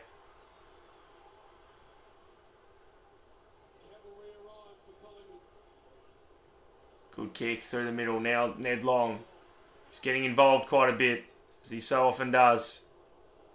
Kicks it out wide, but going to be cut off. No. Fritsch couldn't take it. Now Crisp does well. Gets the handball forward. Sullivan. They've got the outnumber here. Pendlebury handballs it out wide. Chance here for the Pies. McStay has a shot at goal and kicks it. And Collingwood get there first now. It all started. Fritsch couldn't take the mark to cut off the Ned Long kick. It would have made all the difference. But then from there, Collingwood had the outnumber. Just kept feeding it forward with the handball game. And McStay was the one to finish it with the goal. So it's back on level terms. I suppose it's been pretty even so far. Melbourne have come to play, but now the D's lose their minor advantage.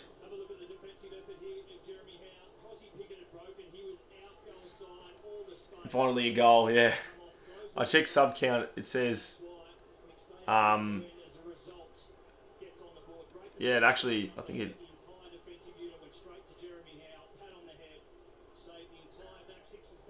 yeah, it might be.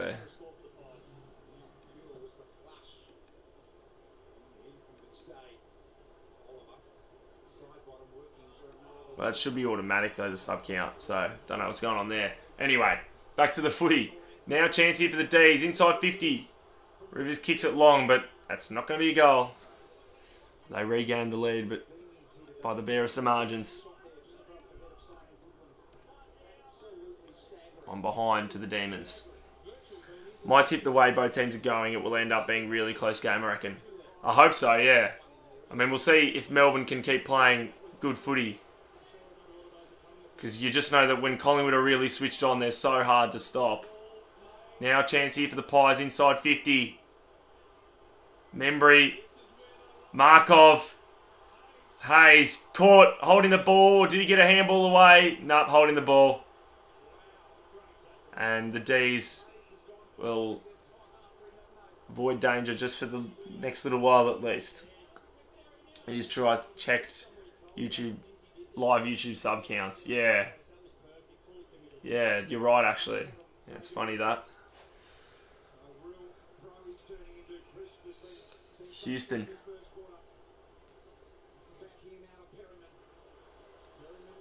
Kicks it up to the 50. Oh, good mark, Bowie.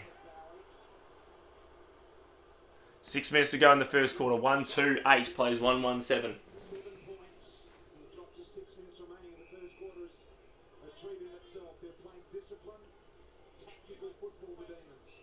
So this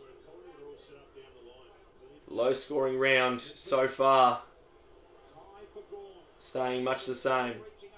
Petty caught by Houston. Could have been holding the ball there, I think, because he went for the fend off and probably could have handballed it in that time, but pretty touch and go, that one. Oh, well done to keep it in. Fritsch out wide. Or did he not? It's a free kick to Collingwood. What's the free for? Can't work out what that free was for, but anyway. Does anyone know?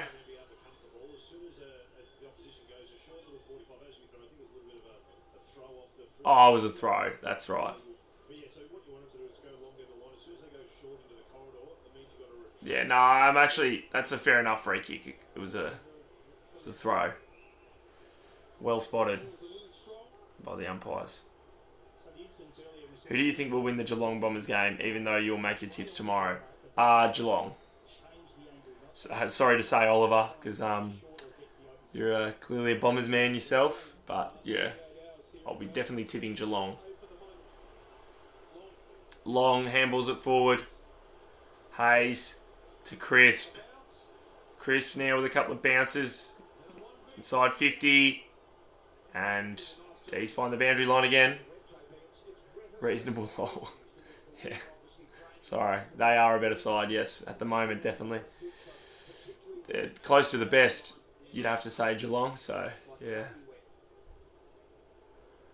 Geelong 15-8-98 to Essendon 6-12-48. It's fair. I mean, you'd hope Essendon can make some game of it. At least get it close or something.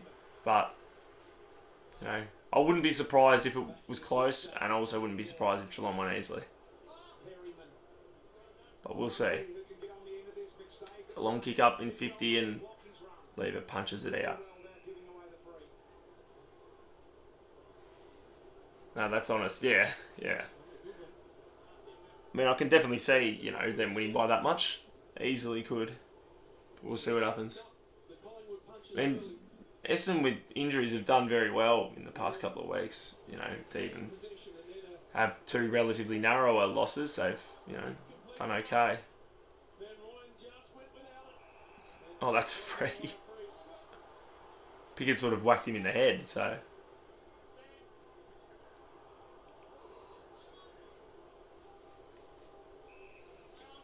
Bombers got L to Carlton. Yeah, that's right. Carlton are bad compared to Geelong, same as Essendon.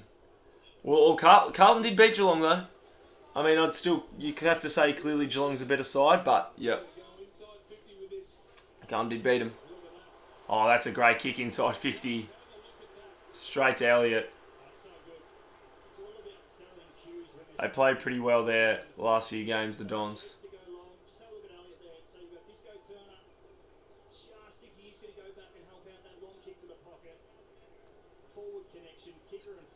Jamie Elliott. That was earlier though. Yeah. It was what, like 6 weeks ago? So yeah. But, you know. Still a good effort. In comes Jamie Elliott and he's kicked the goal.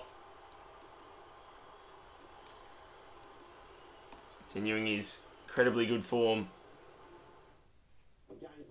Oops. 2-1-13. That was my mistake. There we go.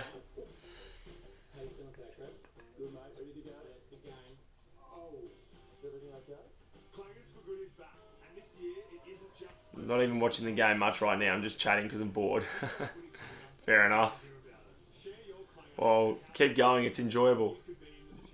Like the chat being as active as possible. So happy to talk footy. It's my favourite thing to talk about. Elliott has 34 goals. He does. Yes.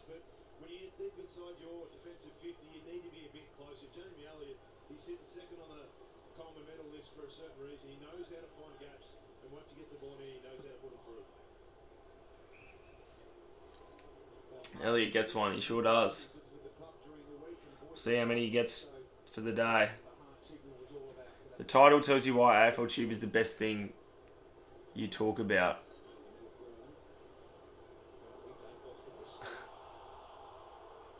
Why AFL is the best thing you talk about. Oh, I see. Sorry. I read it as AFL Tube. Yeah. Yeah, that's right. Jamie Elliott's that guy. That's right. That's well done. But anyway, in the meantime, the D's have a shot for goal to regain the lead.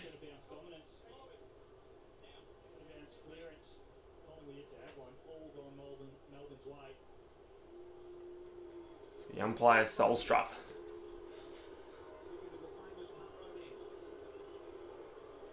It's coming back. It's sneaking through. It's a goal. And the D's regain the lead. Looks like that might have hit the post. Looked like it could have been hitting the post, but snuck in. And the D's are back in front. Been watching you since November 2024. Good stuff. Thank you, Oliver. That's more than half a year now, so thank you very much. I watch all the footy. Yeah, so do I. Well, if I'm not doing anything else.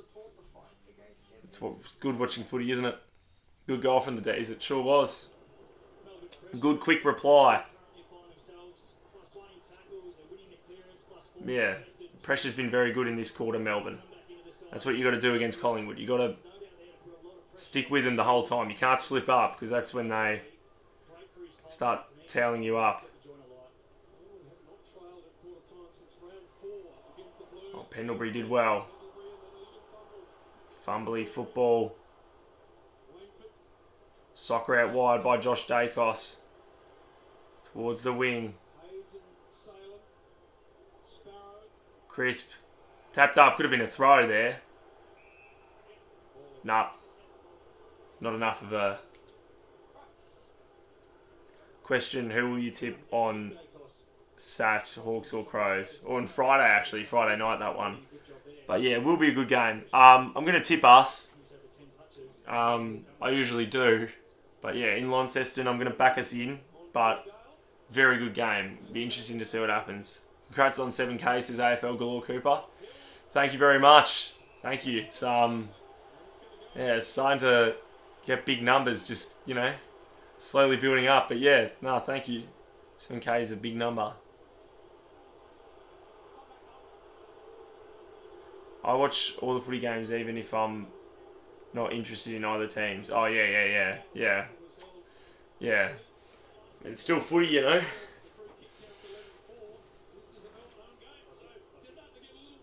think as soon as you work your back to the ball, the umpire, that's the first thing they're going to call. The Crows are good though. They are. They're very good. Just hoping that... they're clearly better than us at the moment, you'd have to say. But let's hope that we can pull it off as Bobby Hill kicks the goal. And the Pies are back in front. The scoring's starting to open up a bit. Or is it? You're going to have a look at something. I won't put the score up yet.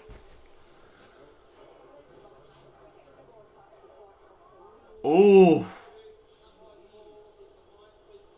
is that touched? It hasn't, there's no gap. So it hasn't crossed the back of the goal line.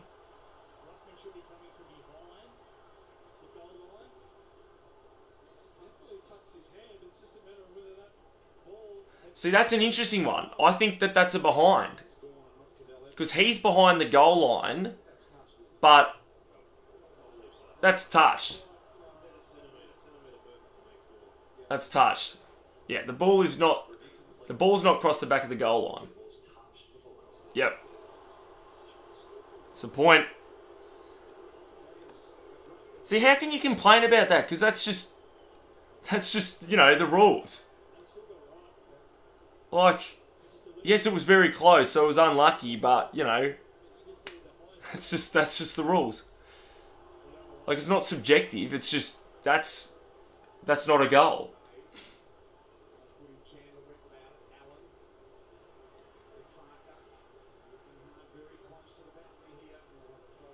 So scores level now at the MCG. What if Essendon won the 2024 grand final? They weren't even in it though.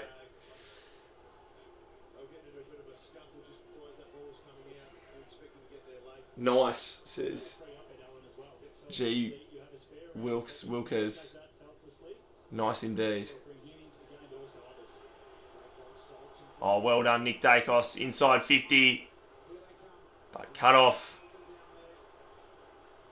So the D's should be able to see it through to quarter time. Or maybe one more chance to mount an attack. They've got the numbers, but Darcy Moore should get there and he picks it off. How on earth did the Bombers not even make finals? What, last year? Yeah, from where they were. Don't know how, but I think in the end they just weren't good enough. Like, you know, they had a good start to the year, but, you know, in the end they probably just weren't good enough to win enough games. One more chance for the D's. They go inside 50 in the last 10 seconds, but no one there. And that'll be quarter time. There it is, quarter time at the MCG. And the scores are level. So, interesting first quarter. Bit of controversy with the Dacos tag. Might have loosened up a bit. I haven't been paying enough attention, I guess, but scores level. So, all in all, I suppose both teams wouldn't be too upset with that start. The D's have come out to play and they've been very good, but Collingwood still doing enough to be level in the game. So Collingwood still with more disposals, more kicks and handballs, more 15 inside 50s to 10, better disposal efficiency, marginally more clearances but less stoppage clearances. But I guess the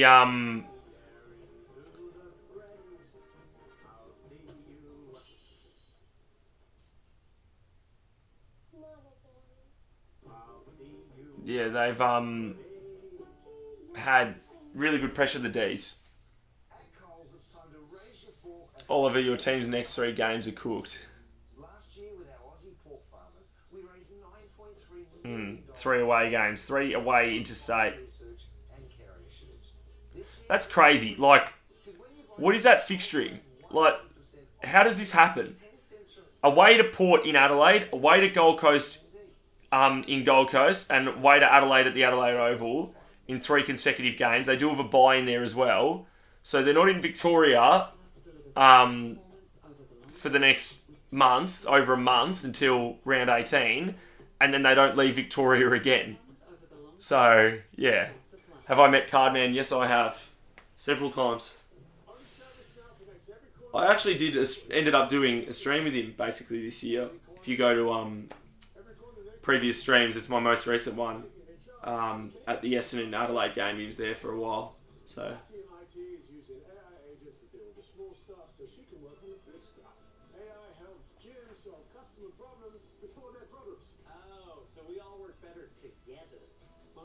Free kicks 11-4 in favour of Collingwood, but I don't think there haven't been any really bad decisions. I haven't thought so. Seems pretty fair enough.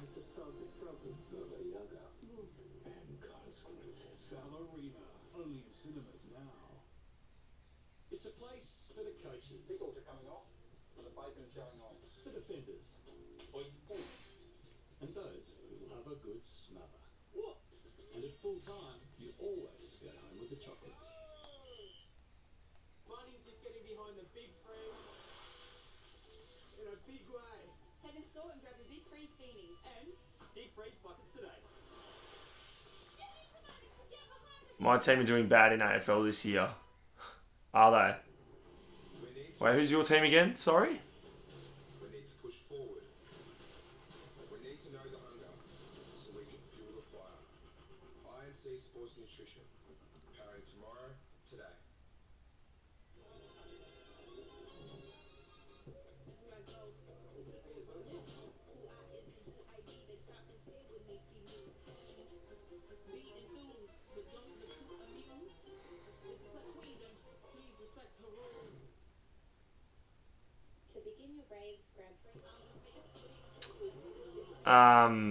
Port. Oh yeah, yeah. That's. I mean, they had a good win on. Yeah, you got to preliminary final last year. Yeah, you had a good win on Saturday. I mean, season not quite over. Obviously, 5 and 7 still. At least, you know, it's not impossible to make the finals from there. Bad percentage doesn't help, but look, like it's, you know, it's a long season. You'd have to start playing a lot better though to come close to making finals.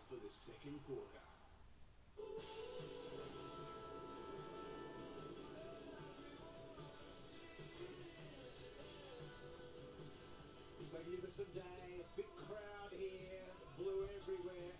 The Magpie Army out in force, and so are the D's. It's been an even first quarter. In fact, for the first time this season, scores. Just wished Sydney lost against Richmond. Oh yeah. Yeah, just to move up the ladder.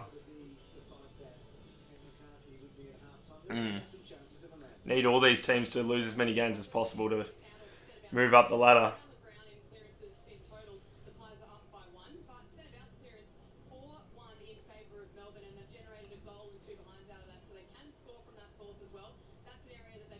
So, if the D's win today, they'll be 10th. And obviously, Collingwood are top either way. But a chance to go 6 points on top. And Carlton winning, yeah. All those teams won this week. I mean, St Kilda had the bye, but all the teams who are on 4 wins have all won. Or the Port have Carlton and Sydney. So yeah.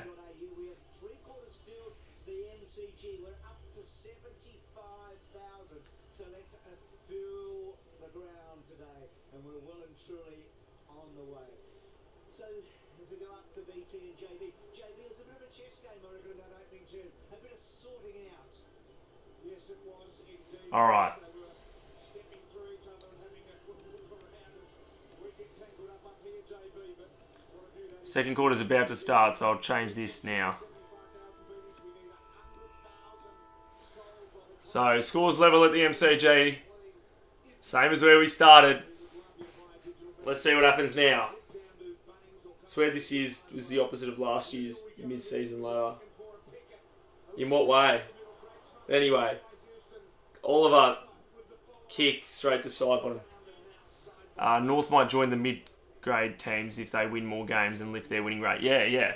Well, yeah, because the other teams with 4 wins have all won, they're now still 6 points away from any of them, but 3 wins and a draw now. It's getting a bit better, and if they can keep winning some games, then yeah. I mean, it's impossible for them to make the finals this year, obviously, but they hopefully for their sake they can keep winning, and because they've been down for so long. Bob up soon. Josh Dacos soccer, that's got to be deliberate. And it is.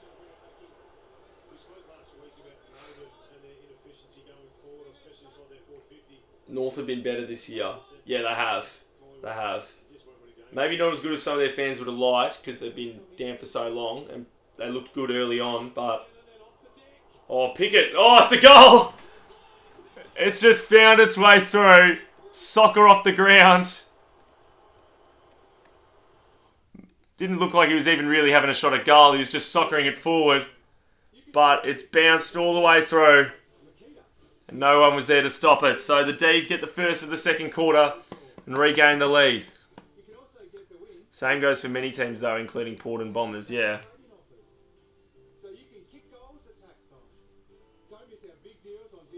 But obviously North have been down for so long, so it's a bit different. They're more expected to be at the bottom. What a goal from Cozzy, yeah. Great goal. It was 40 out. Just somehow went all the way. And no one was there to stop it. So how about that?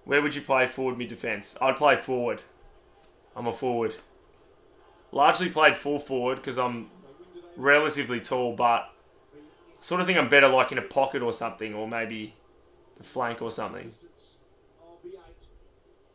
But I can still try and be a target because I'm a better kick than I am a mark. So, yeah. Ideally, I'd play forward. Well, Petrarca did well. Handball, Fritsch. Can he line it up? Nah. Well, he can, but he was smothered. You could eat some twisties right now. That's good to hear. Couldn't we all?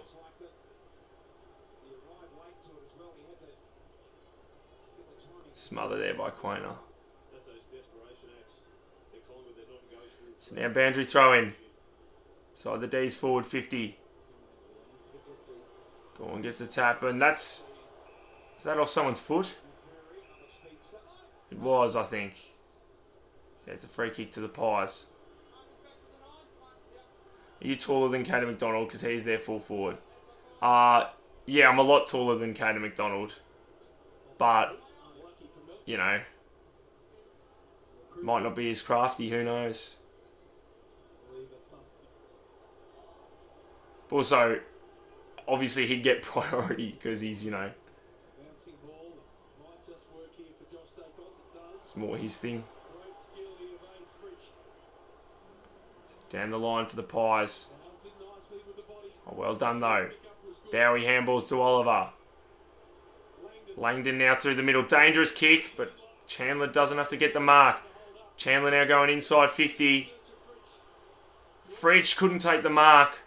Side bottom did well to get there now. Handballs it to Quainer. Quainer did well. Handballs it now. Hayes. May nearly takes the mark. Twisty's their smallest player at 154. Jeez, that's pretty short. It's like 5'1" or something. Anyway. Stand up. Well, Mason Cox is taller than me though. Yes, he is. He's 20 centimetres taller than me.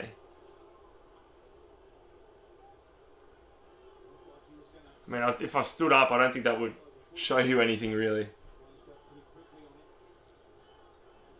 You play forward pocket. Oh, nice. That's sort of mostly where I've been playing this season for mine.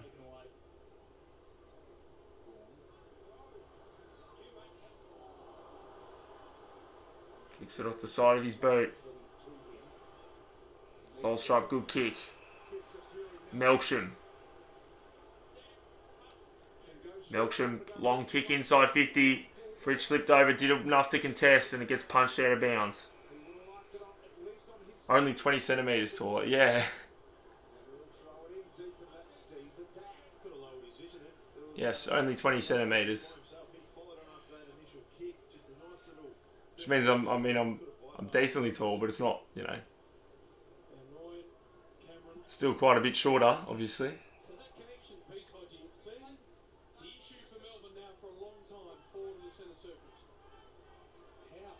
Hi there. Hi again, Kylie. Bro, I'm like 1.5 meters tall. Yeah. Well, you might still have some growing room though. Don't know how old you are, but, you know.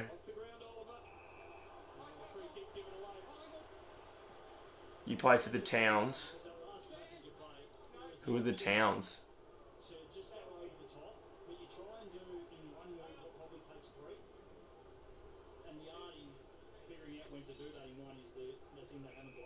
Edwardstown Football Club. Ah, right. Could have been a lot of things. So, it's interesting. So they still lead it by a point. The scoring's dried up again since the 2 early goals.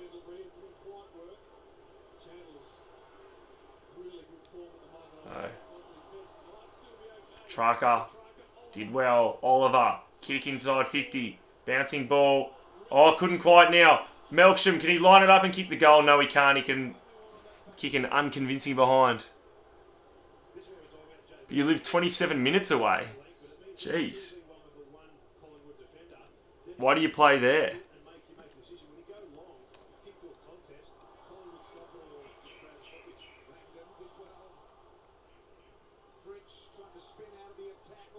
Play local footy for Colts. I'm a back. Alright. Who are Colts? Which Colts?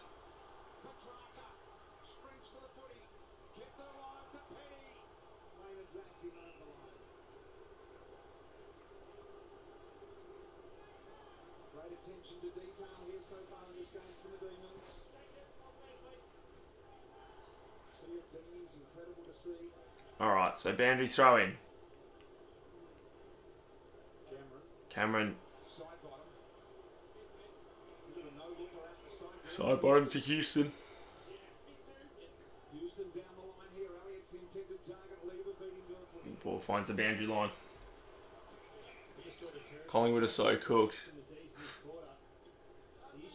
I don't think they are. What you mean cooked is in, in trouble. They're only 2 points down.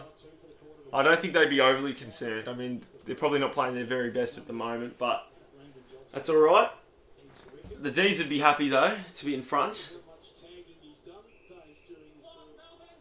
It's a free to Melbourne. The paid advantage. Looks like everyone's stopped, but they'll take it, the D's. They now go deep inside 50. Melksham one-on-one with Moore and couldn't find it. Bounces. Hits the behind post. Yeah, losing his first to 14th is not a good place for Collingwood. No, it's not. But, Collingwood, they do this quite a bit. I mean, I wouldn't be concerned. Like, at this early stage, it's still early enough.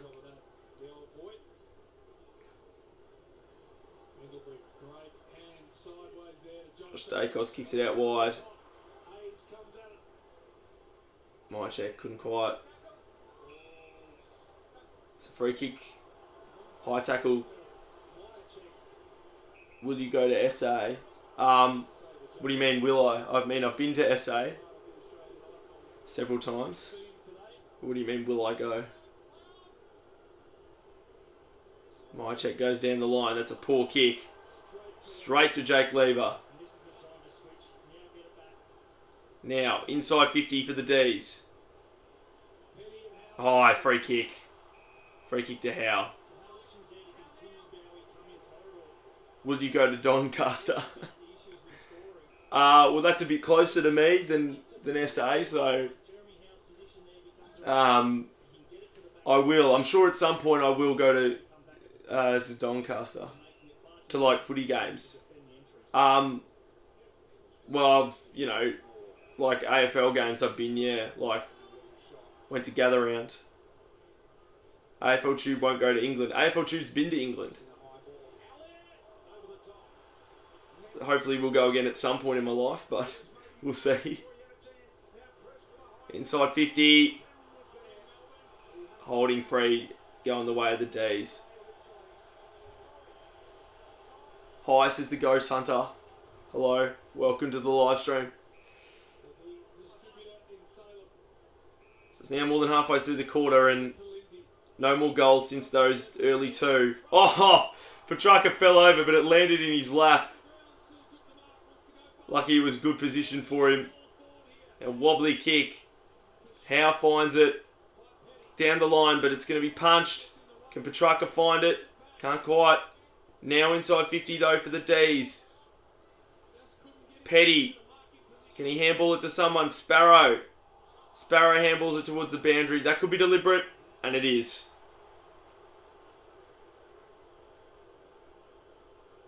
You meant like Doncaster in England? Oh. Well, I think the person who said it meant Doncaster in Melbourne. So, not England.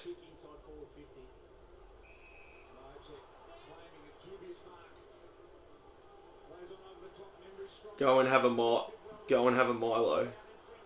Right, me. Who do I go for? I go for Hawthorn. The Mighty Hawks. Tense footy at the moment. Elliott, Pendlebury short pass out wide. Crisp. Oh, your sisters. Alright. Who do you go for?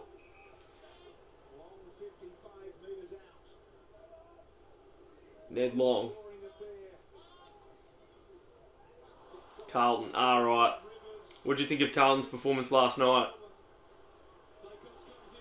Oh, Josh Dacos did well. Sullivan, short pass. Probably not 15 to Membry. Membry handball now to Sidebottom. Can Sidebottom line it up and kick a goal? Yes, he can. Straight through the middle. And the Pies are back in front. It's the first goal in probably 15 minutes of real time. Good and bad. Yep, that's probably about right. And in that order as well. Good and then bad. But a win's a win, you know. I suppose you've got to take the 4 points. Keeps you at least in the finals hunt for now. Hi, says that Bulldog guy. Hi. Welcome to the live stream. Do you have any Sanford Junior clubs? Do I know? Oh, do I know any? Sorry. Not really. Is that like the actual Sandful? So does that mean you play like a high level of football?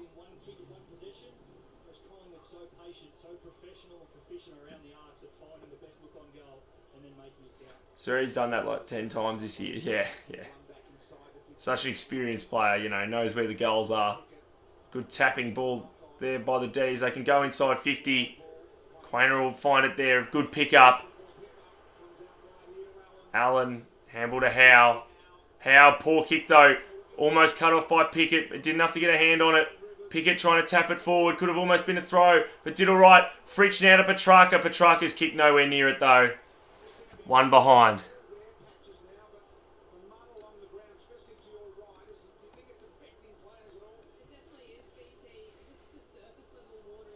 Exact same spot. Yeah. Name all that you know. Well, I don't know any. Is it all the... I don't know who the clubs are. Like, I know the Sandford clubs, but I don't know the specific Sandford Junior clubs. But not with Sandford Junior teams. Right. Is that just like... So I'm confused. Like, is that just junior football, or is that rep football, or... Like, or is that just like any junior footy in Adelaide's in that or something? That's a free. Can I have a shout out right now? Shout out to Paisley Flowers, everyone.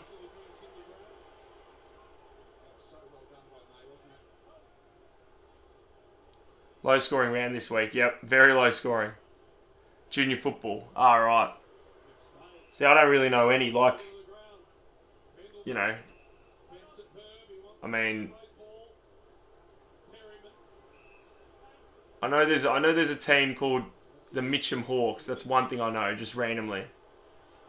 Which is funny because they even play in the suburb of Hawthorn in Adelaide. So there you go. Don't know if they're in it or what, but I mean, are the Sandford clubs in it? Because I know the Sandford clubs. A lot of pressure here by Collingwood inside 50. You would never make rep. Yeah, fair enough. I'm in the same boat as well, don't worry. High tackle. Gotta be... It's not. I suppose it's Mitcham Hawks who have played them. Alright. Love the Hawks. As in the Hawthorn Hawks or the Mitcham Hawks? Because I love both actually, but I suppose my favourite's the Hawthorn Hawks. Hawthorn, yeah. I love the Hawthorn Hawks too. As you can see. Yeah, AFL, yep. That's my team.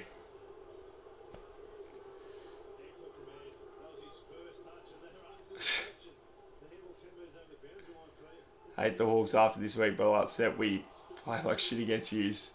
Yeah, well, I think that's 4 wins in a row we've had. So yeah. We'll kick out wide. Back to Van Rooyen. It's a good kick. Melksham take it, couldn't quite. Howe did well. Now they can feed the ball forward. The Pies. Wobbly kick, but it does enough. Mark taken by Nick Dacos. The answer is pre-season doesn't matter, yeah. I mean, because you don't know how hard the teams are trying, or if they're trying different tactics. You know, you can't really tell much from pre-season, really.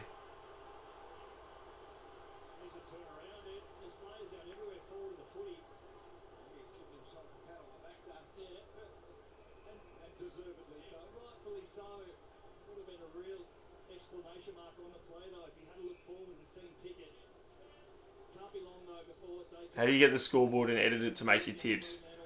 I just screenshot like from videos and stuff, and then just crop it on Keynote and just put the scoreboard on top. Have you been to the Mitcham Hawks Oval? I have not. I haven't.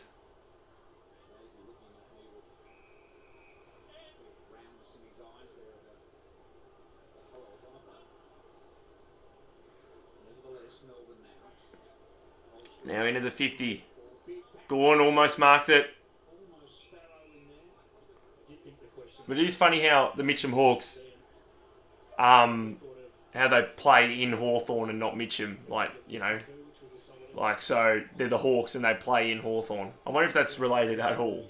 Maybe, maybe not. But obviously, I suppose the Hawthorn Hawks name is taken and added to the video. Well, I put the video on Keynote, crop the scoreboard, put it on top, and then just like screen record that. That's basically it. If you look up how to add an AFL scoreboard to a video, I've put up 2 videos like years ago on how to do it. There's a chance here for the D's. Flying shot at goal. Another behind. Had a few chances now, the D's. They really could be winning this game. How do you know them? Well, I just found them one time. I was looking at different things and I just, you know, just randomly, literally. Because I was looking at the suburb of Hawthorn in Adelaide, just out of curiosity.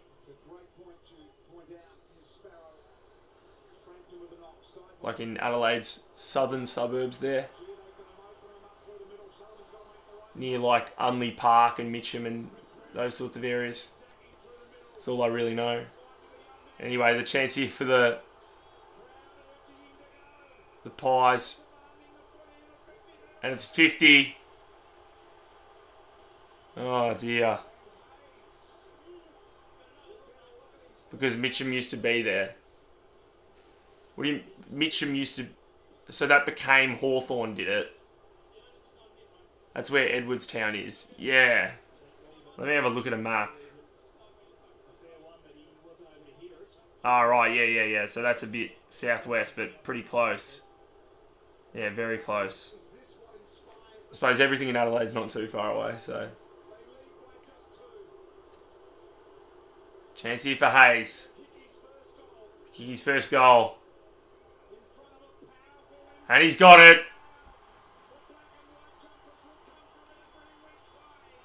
And the Pies extended to an 8-point lead. So, the D's have been very good so far, but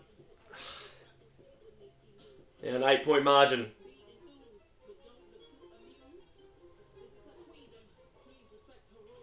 Edwardstown Oval is our footy club. Right. Good spot there.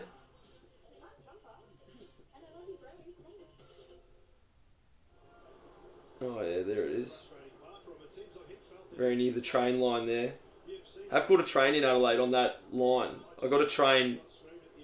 I was in Adelaide in January and got a train from, I think, Emerson Station to the city at one point on that line. So, yeah, interesting. Glad to have Holmes in my fantasy team. Yeah, it would be, wouldn't ya? Good player.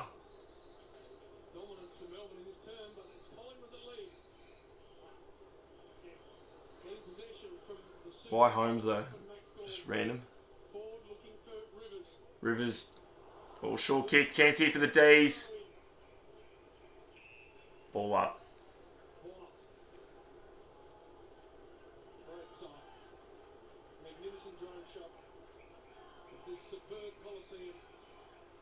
afternoon sun here in Melbourne. They've got a nice stadium over in Perth, JB called Optus Stadium. It's a nice boutique stadium. So 2 minutes left in the first half. Melbourne lead it by, trail it by 8 points, sorry. Pies by 8. Chance here now for Pickett. Can he kick the goal? Yes, he can. There's the breakthrough for Melbourne. Done quite a bit of attacking lately and they finally get the goal. I was thinking I could do action.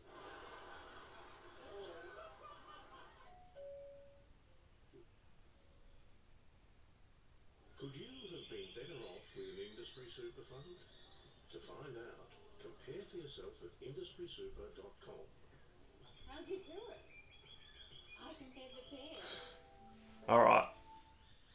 4 days we were playing Lockie's where, oh yeah, Australian Checkers play footy before Wattle Park. Oh yeah.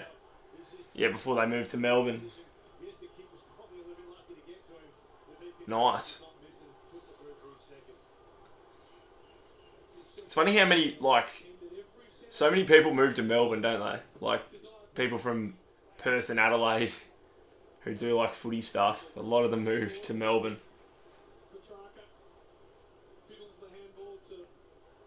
Down the line. Oliver couldn't quite. Well, he finally finds it, but Pendlebury now. Handball to Long, who handballs it to side bottom. Side bottom through the middle. Oh, but well done. Still though, here go the Pies. Houston couldn't quite. Chandler. Now this should work out wide. The D's. 2 and 1. That's a free to Collingwood. Yeah.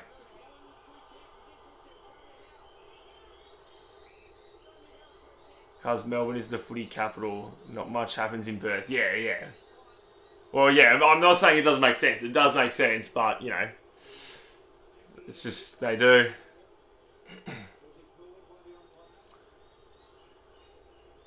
Melbourne have 10 teams at least we've gathered around. Yeah, that's right.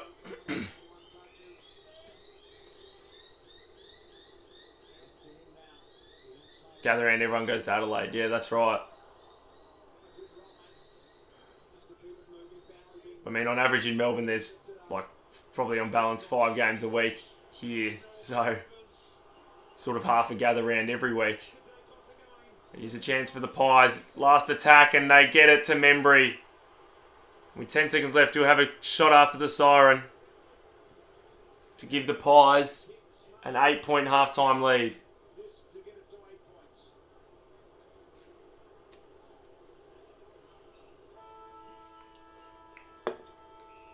Membry.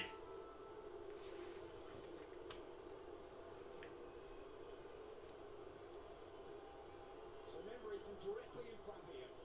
A comfortable distance of no more than 40. 35 out, Membry. Lines it up and he's kicked the goal. And the Pies will lead it by 8 points at half-time. So we've got a game on our hands. The Pies, 8 points in front. The D's have come to play though. Very interesting to see what happens in the second half. That's a crucial goal for the Pies.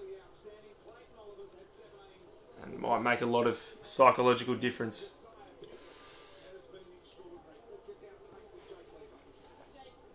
Do you know Rankin and Caleb Daniel come from Edwardstown? Do they? Right.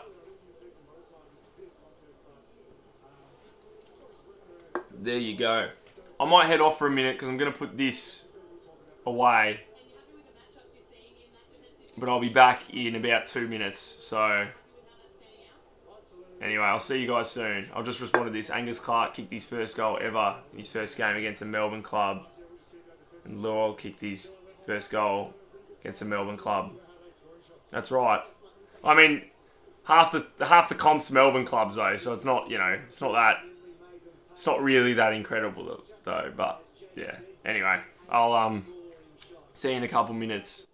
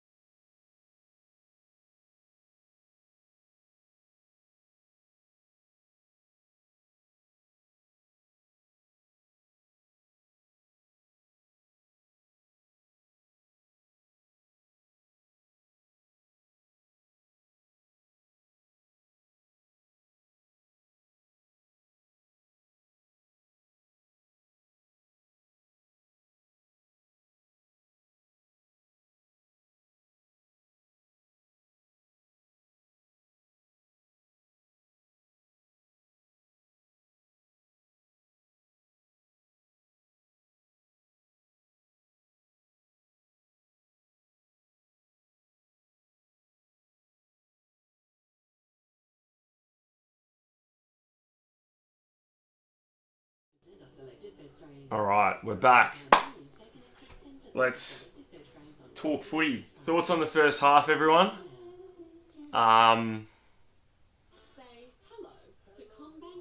Yeah. Let us know your thoughts and opinions and all of that. More benefits for your business. More thanks. Say hello to CommBank Yellow. Decent. Good half, yeah. I mean, I'm glad we got a game on our hands. I mean, so far, at this rate, I'll be exactly right because I tipped Collingwood by 16, so I'm perfectly on track. And by track, I don't mean Petrarca. But yeah, good half of footy, I'd say. The D's have just got to keep being competitive. If they keep playing the way they're playing, they're at least going to be a chance, you know. So they may not win, but they're giving themselves a chance.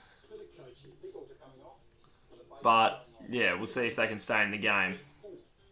Because I could see Collingwood suddenly bursting open in the second half. Because ultimately they haven't had to do all that much, and they're still 8 points in front.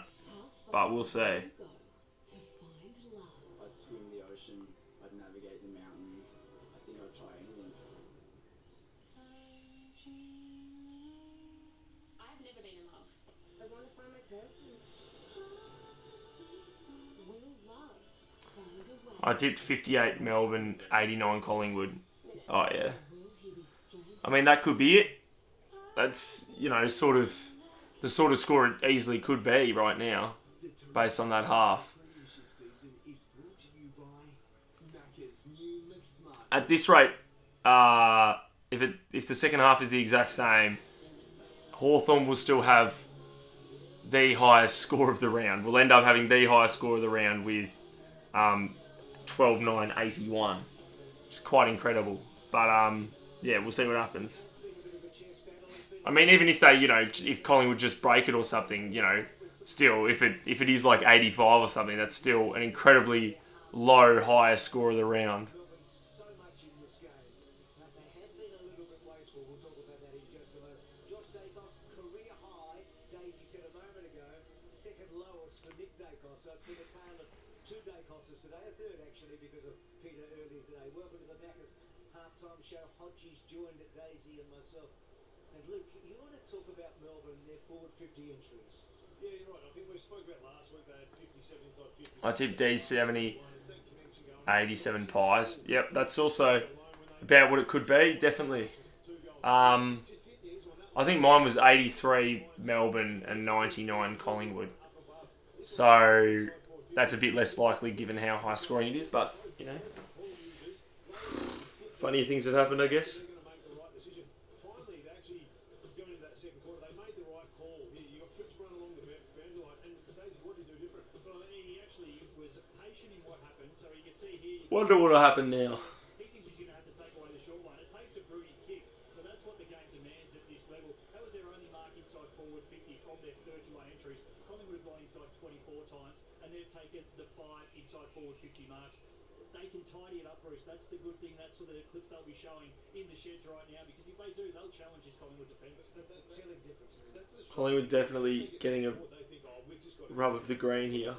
If you're set up behind the defender, you want them to blaze away and have a 50-metre kick in, because you can judge it will have someone coming off like a more to intercept, and off they go. So compose yourself, lower your vision, hit the easy one, and trust that your teammate's going to do the simple decision as well. I mean, it's, you know, a couple of the real excitement machines out there, and Cosy Pickett so far probably got the chocolates in this one. The 2 goals, 1 from his disposals. It's been a pretty even game, I guess, so deserves to be close, but just showing on Channel 7 the goal from Pickett from before, like, that's just such a satisfying finish, isn't it? He's so dangerous, and again, the 2 goals to half time, if he starts to get his tail up like we saw a couple of weeks ago against Sydney, where he went absolutely berserk. So far, my pre-game prediction isn't looking too good. Bobby Hill, 2 behinds, 4 disposals. I think the best part about Cosy as well is he attended every set of effort. So the fact is he's mature and he's such a dynamite in that forward 50. You'll have to explode in the second half. To be able to have the trust from Goodwin to go into every set of bounce as well. Now he's played such an important role, has it? Come now from Mitch Cleary from 7 News. Great to have you with us again today. Mitch, there has been a result in the Sam Dillon big hit on Chira last night. Just in the last few moments, Bruce has confirmed as a two-match. But yeah, So careless, high contact. I only have 3 tips right. Jeez. Can D's win? Yes, they can. They can win. Obviously, you have to say that Collingwood's clearly probably going to win, but, you know, the D's, if they can keep playing the way they're playing, they're staying in the game. So, you know, probably might be a bit unlucky to be 8 points down. It's probably been very even, but, you know, like, inside 50s now, they've... I think that quarter they had... Because I think it was 10-15 in Collingwood's favourite quarter time, so... If that's the case, then that would be 21-9 in their favour that quarter. So that quite be something, despite Collingwood kicking 4 goals to 2. Oh, there's James Warple.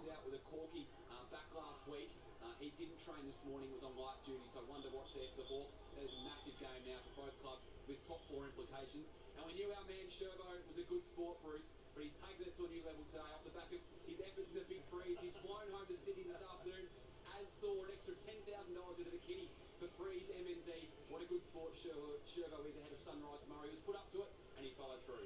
He's a beauty, no doubt about that. Sherbo sitting in the pointy end too. He wasn't walking in, wasn't too. Not a whole lot of embarrassment when you walk past no one. I think he deserves it today, don't you? Nick Dacos can't handle not getting the ball. Looked on the brink of tears. A lot to talk about, and haven't they been setting the agenda? So looking forward to that with Hachi, Caro, Rue, and Kane. How many touches do you get?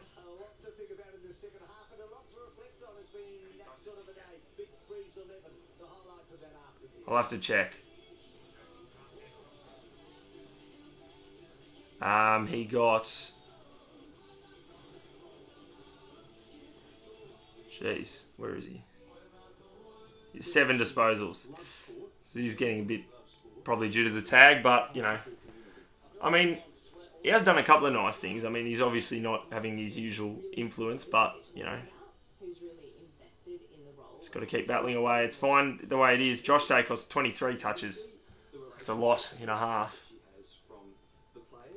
Join Rebecca Madden for sport on 7 News. Breaking skincare news. CeraVe tackles dry skin in just 3 steps this winter. Let's hear from the expert. It's true. Less is more. Cleanse, moisturise, protect. Get CeraVe for a great price every day at Chemist Warehouse.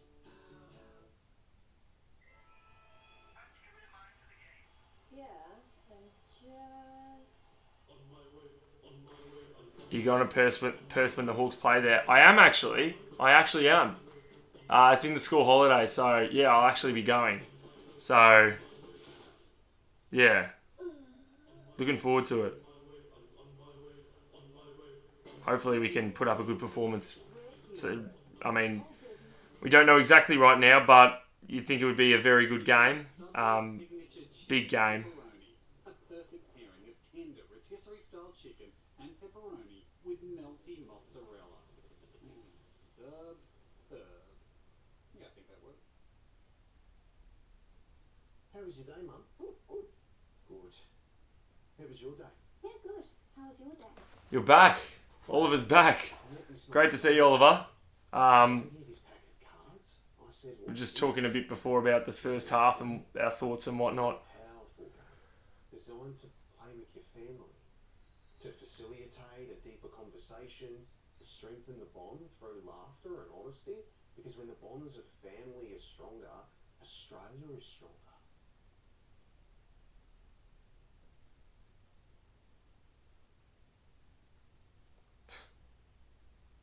Did you have to pay for it? Nah. Freebie?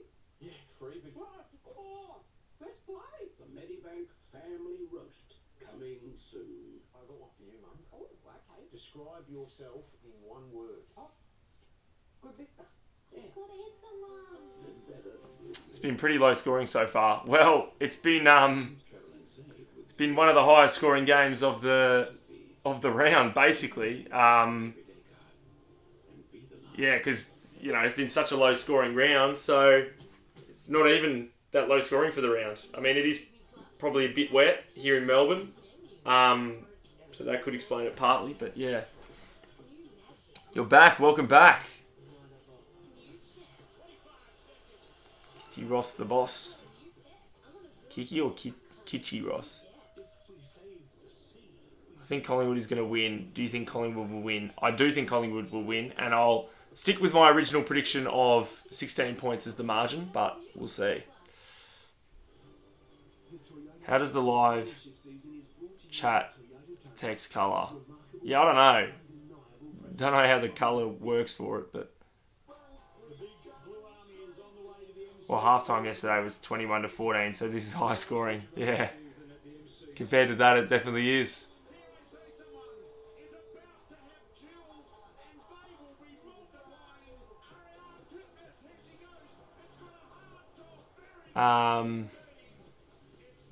Do a poll. What sort of poll?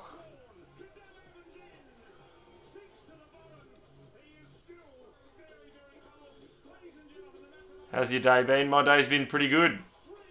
How about yours?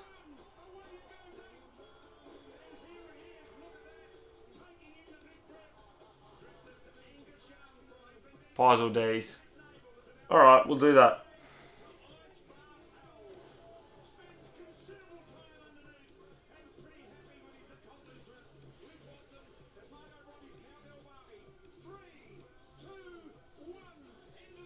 Should it be who will win? Pies or D's?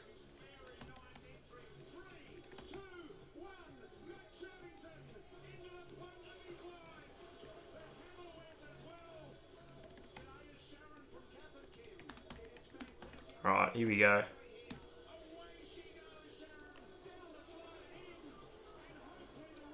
I'll see if anyone says Melbourne.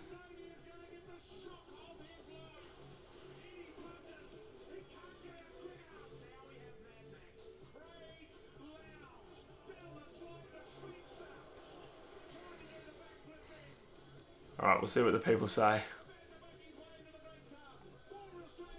So far, everyone's saying Collingwood. See if anyone ever says Melbourne. There's no real reason to say Melbourne at the moment. I mean, if they're in front, then maybe. Yeah, 100% from 5 votes. Pies has 60% of winning. D's has a 40%.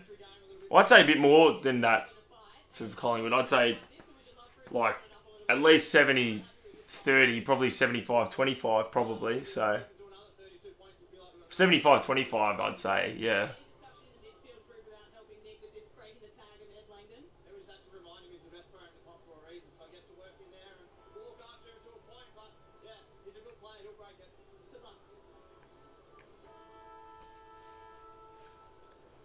Who do I go for? Hawthorn. If you can see. The mighty Fighting Hawks. Hawks on top for real. That's right. On top. He'll kick the first, the second half. I'll say Bobby Hill. And I'll say, well, Collingwood. Was that player or team question? But I'll say Collingwood and I'll say Bobby Hill because I predicted him for the best on ground and he hasn't done much yet. So to be consistent with that, I'll say him.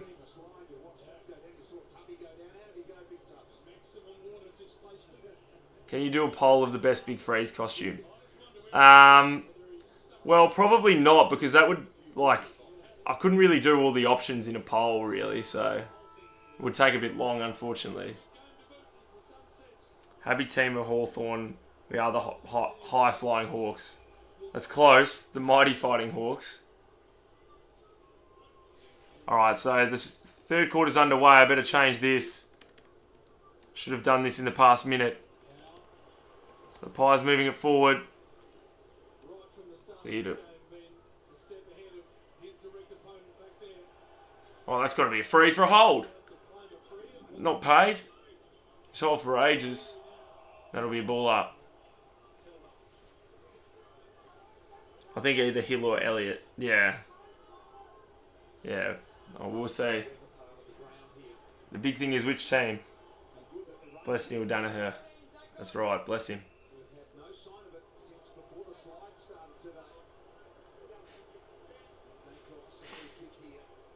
This is where you can tell if the umpires have spoken about the tag and just watching him off the ball.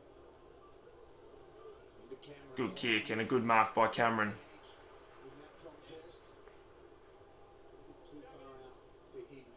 I feel like these are going to win the third quarter. That'll make it interesting. Let's hope so. Maybe D's might kick a few. Yeah, we'll see. My check marks inside 50. So, this for the first goal of the second half to extend the lead.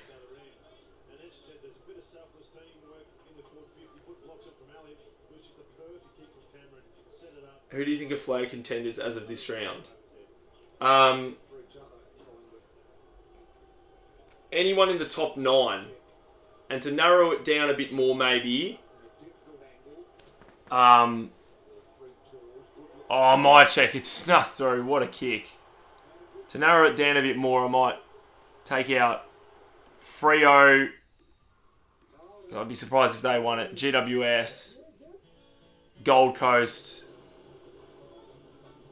I mean, it is a bit harder if you're not the absolute best to win it. Obviously, because it's a bit easier if you're Victorian. With the grand final at the MCG, of course. But I mean, anyone in the top 9 could, as of now, clearly. But, you know, those are the 3 who are a lot harder to see winning it, I think. Just a perfect example of a forward 6 working together. So Membry is next to Lever. He goes hard with real intent, which drags Lever out of that space. Elliott goes back to block for Mycheck, and the space that's created that vacuum lead. Vacuum space is where Mycheck hits up into, and that's So the Pies lead it by 14 points now. Back in the middle. Petrarca did well. Now gone out of the middle. Poor kick. Can it sit for Quainer? Good tap. Now they'll move the ball forward. Who's got the numbers here? Overrun by Sullivan. Now the D's with the chance to move it inside 50. Fritsch. He find an option. He just decides to chip it backwards. Mark not taken. Now Lindsay inside 50. Cameron takes the mark though. So Pies now 89%. Someone must have voted for Melbourne on that. Is it worth double team on Dacos? Is it double team? Probably not. Maybe tag him, but because it's a bit different, you know, like it works a bit differently in football, so, you know, probably not double team.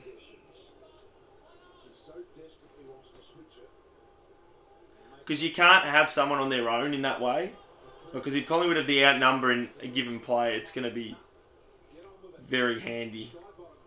Favourite Pies player?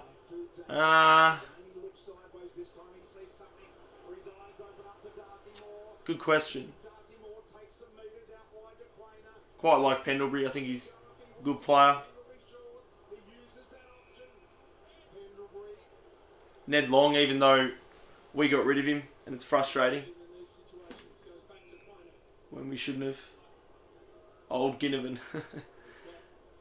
Who's my favourite Hawthorn player? I don't really have a favourite player. You know, I'm like the whole team, so, you know.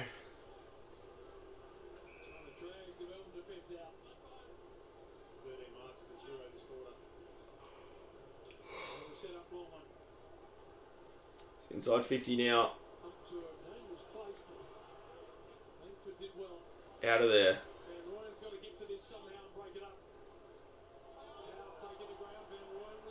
Now can the D's move it forward? Petrarca, quick kick touched. Good little soccer kick, but Petrarca there.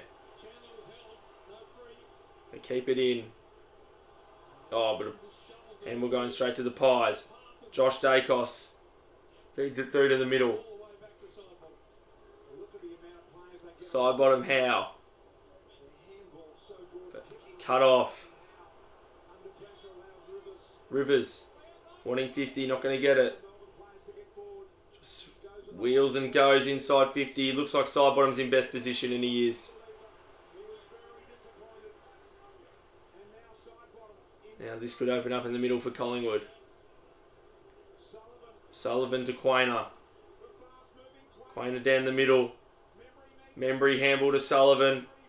Sullivan wrapped up by Lever. Chris taken to ground. And it'll be a ball up.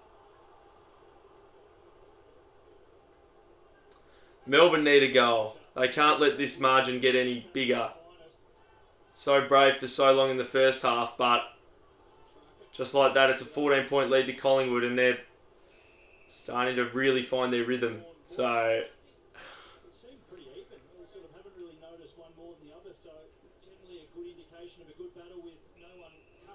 it's a hold, and it's going to be a free to Dacos. You can't do that, Langdon. He didn't have the ball. Langdon has been all over him at all times. Chance here for the Pies inside 50. Oh, but cut off.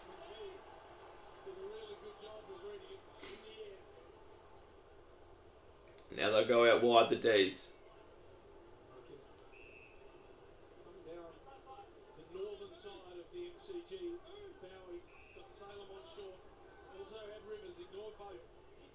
So just choose to go down the line. Hold on someone, surely. No. Josh Dacos. Now here's a chance for the Pies. Side bottom. Couldn't quite. Rivers did well. My mum goes for Collingwood, my dad Hawthorn, and my dad always says Ginnivan's a Collingwood reject.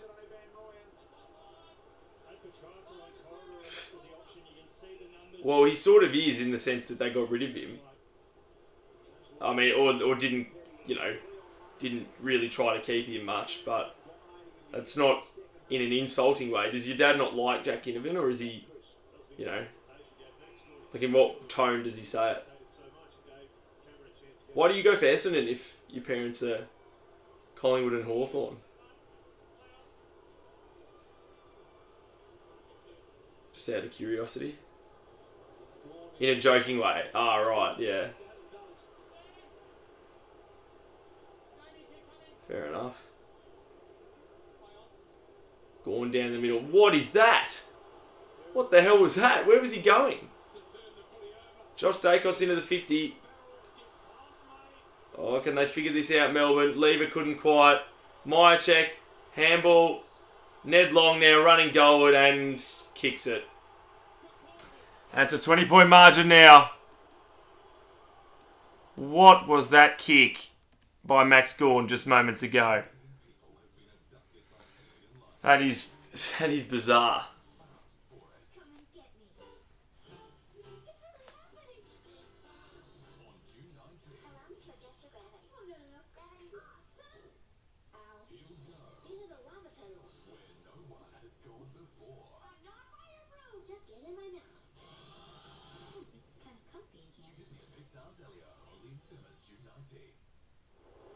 We can understand what Max is trying to do. There's a gap in the middle. You got Bowie come across the half back line, but Collingwood are too good of a defensive team just to leave that spot unattended. They read the play well, searching for it, and that's a no-go as a defender. You do not go to ground. We've got that much space in the defensive 50. He goes to ground. All right, so 20-point margin. Surely you've got to be a qualified kicker of significance to go that angle. You go for the Dogs. Nice. Oliver Petrarca to Oliver. Into the 50 now, and a mark taken by Melksham, I think it is. They need a goal. Collingwood are looking like they're going to win. They are. I mean, it starts here for Melbourne. Big kick. Did you ever play footy? I did, and I still do. Yeah. No good though. Like, I'm not going to get drafted or anything. So, Melksham kicks the goal. That's what they needed. And they're not going away just yet, Melbourne. That's a start for them. They've been good all day, the D's. They've been in the contest. They've just got to keep battling away to stay in this game. So they keep doing it, they can still be a chance.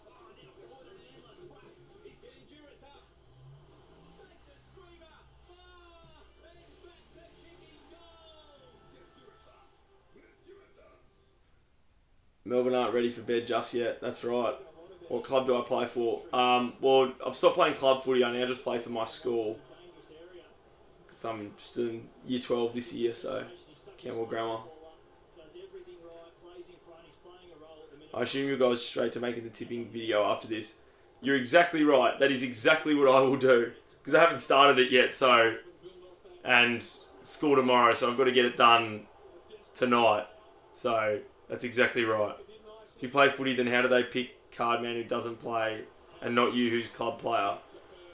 Well, because he's more relevant than me. He's got more subscribers, you know.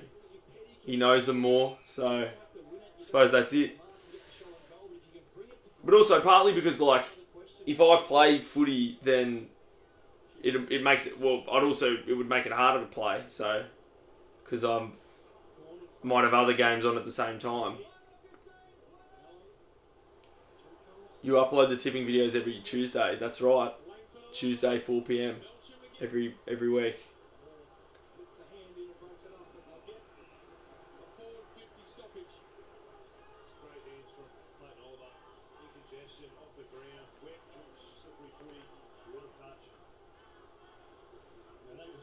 That's the difference. Melksham ahead of the footy. Just found a way to halve the contest now. You give yourself a look at it. Trying to get dangerous.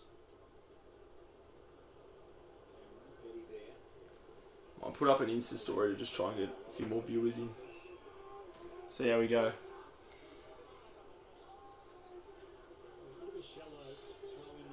Alright. What are we saying? Do people know you as AFL Tube at school? Yes, they do. Like, as in the people sometimes a lot of people ask me, oh, how's your YouTube channel going and that sort of thing, so they do.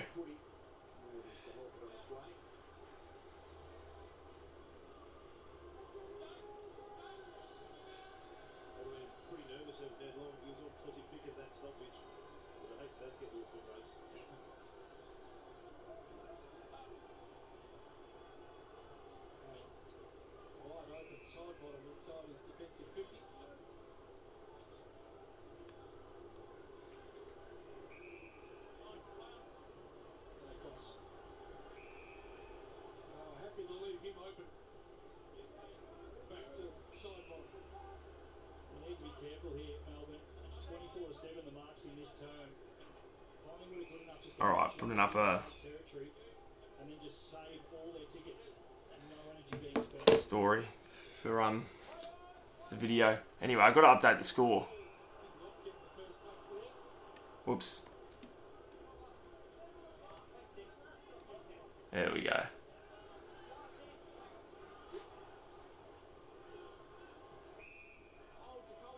It's a free and it's going the way of the Pies.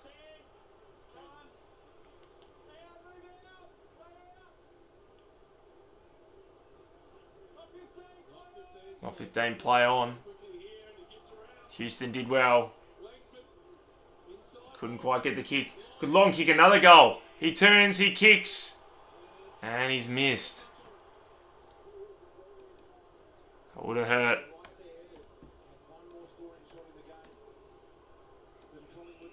14-point margin. Jan says I go for the Cats. How about that, eh? Can't say I'm the biggest fan of the Cats, but that's alright. Good on ya. My accuracy at shooting from long range is good, but not as good from closer up. I know it sounds dumb. No, that happens with a lot of people. I mean, that's sometimes the case for me, because you poke at it more when you're up close rather than kicking right through the ball.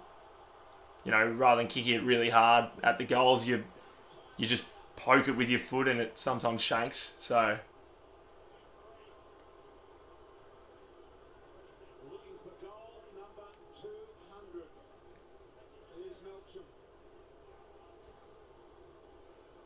Melbourne have another chance. They do. If Melksham kicks this, you can kick like 30, 35 metres with leather footy and 35 to 40 with non-leather footy. Always suck at 15 to 20 metre shots from the angle. Yeah, fair enough. Melksham. Oh, hits the post.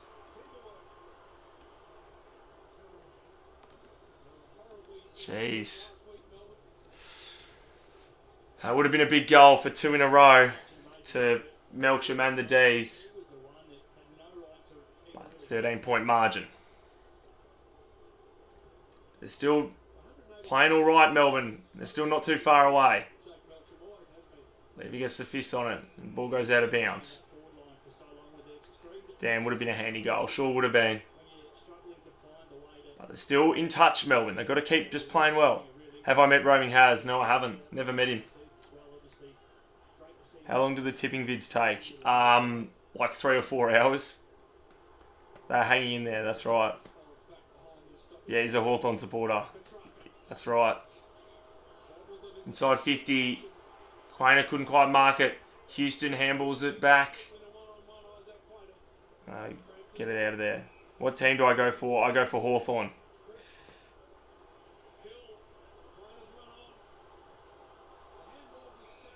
It's a 13-point margin. Yeah, I know. You just said that. Go for Geelong.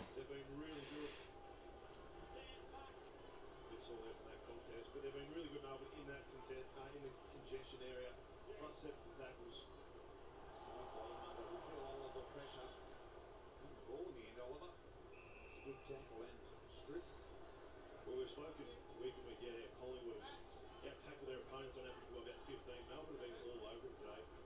Part of their game they've been really impressive with. 2-11's go at it. Big footy on the wing. Who's your favourite current Hawthorn? Who's your favourite Hawthorn player, past or current? Well, I don't have a favourite player now, so I'll say Jared Roughhead, because when I was young, he was my favourite. So, what state do I live in? I live in Victoria.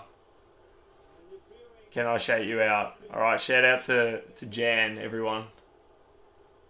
That sort of shout out. Oh, nice.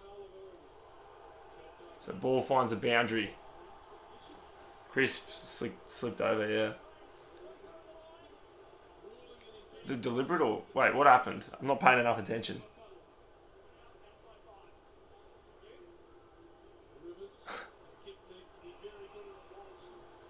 Can I shout you out for joining? Yeah, shout out to Brock, everyone.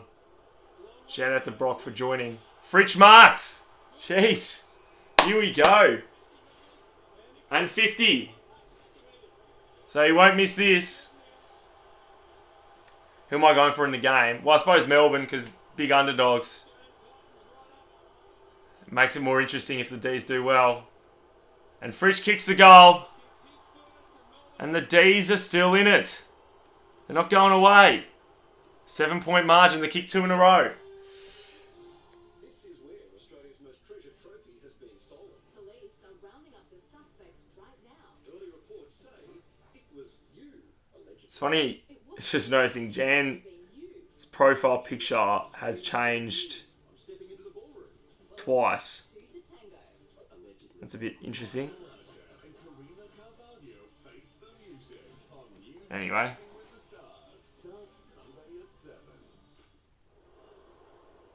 That was the kick that broke up the whole play. You can see 3 defenders think they got to play on that footy. But just watch Jakey Melksham here. We highlighted him before.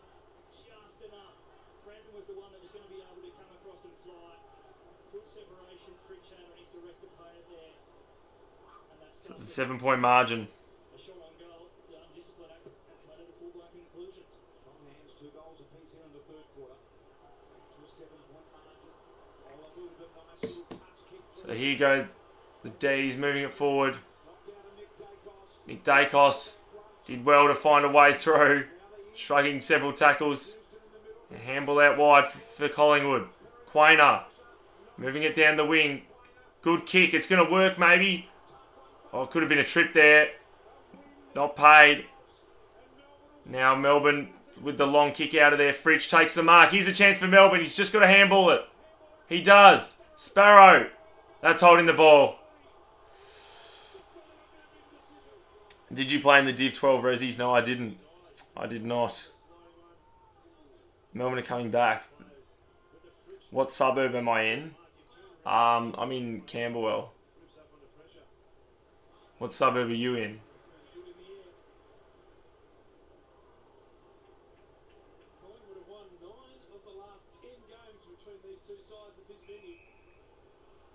Who's my favourite Geelong player?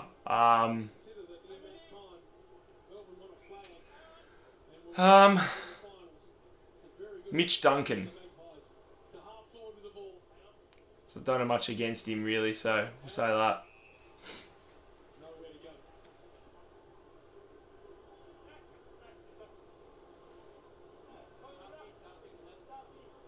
I love your tips vids. Can you do them on Mondays?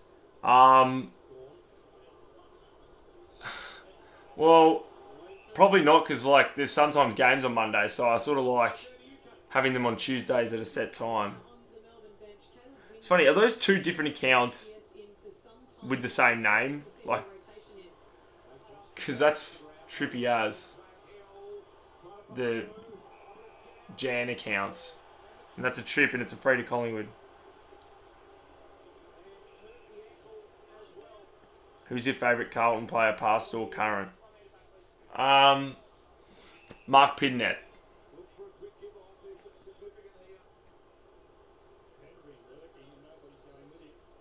Yeah, so that's definitely a trip. That's just stupid. You can't... Why would you hold his ankles like that?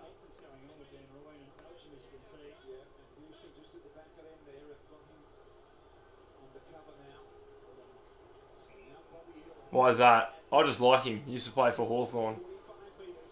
You know, don't mind him, so it's one of those things. And it's a good kick by Bobby Hill. I had him for best on ground. Probably won't do that, but he's got a goal now. And the Pies back to a 13-point margin. That was so stupid. I know it was. Can you make it through the whole stream? You were 4%. Jeez. It's not going to be easy.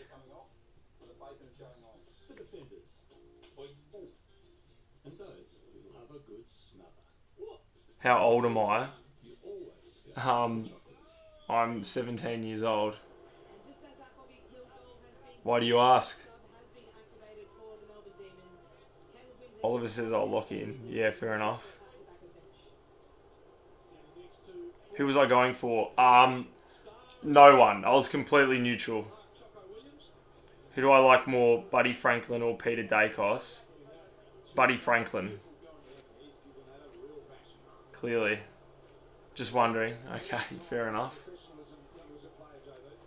Haven't seen Saurus. I'm guessing he's there or watching the game. Yeah, that's probably right. Or maybe he hasn't seen the stream. Who knows?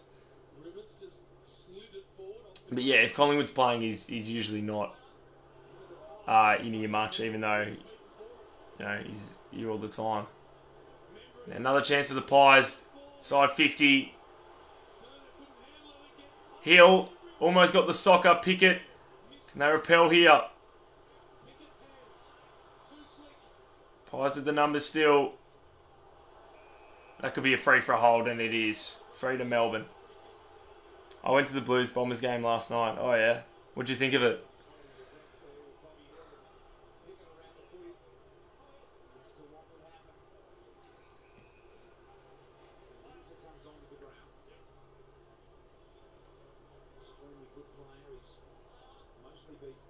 Who do I think will get the Coleman medal? Jeremy Cameron.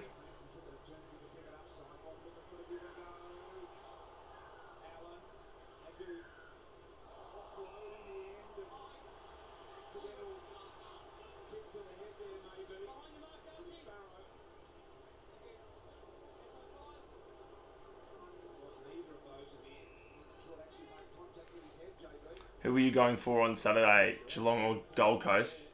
Gold Coast. But I wasn't too fast because I didn't give them much of a chance at all. It's probably the loudest game you've been to. Yeah, fair enough. What's up, guys? Hey, AFL Tube. Welcome back, Michael. You go for Richmond. Oh, nice. Overall, still been a good season for Richmond. 3 wins, good effort. Do you know Carman22 is doing a video like this and your video is better? Is he? Well, I didn't know that, but thanks for saying that mine's better. I'm sure it's not better in terms of views, but, you know, it's alright. Yeah, blood roll. I think the blood rule might have been from this. It did look like you got him high, but I reckon mine just grazed him there, just with that knee, top of the head. Yeah. Just opened him up a little bit. Accidental.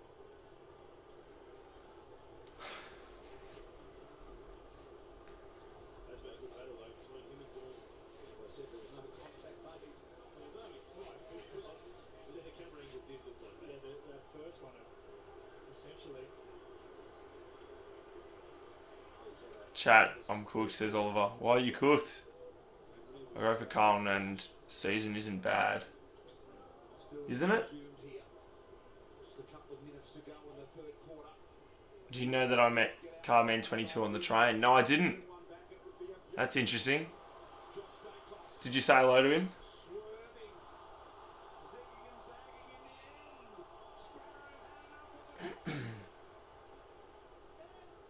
You have MND. Jeez. That's horrible. I hope you're going alright, Jan. Because it's a nasty disease, isn't it?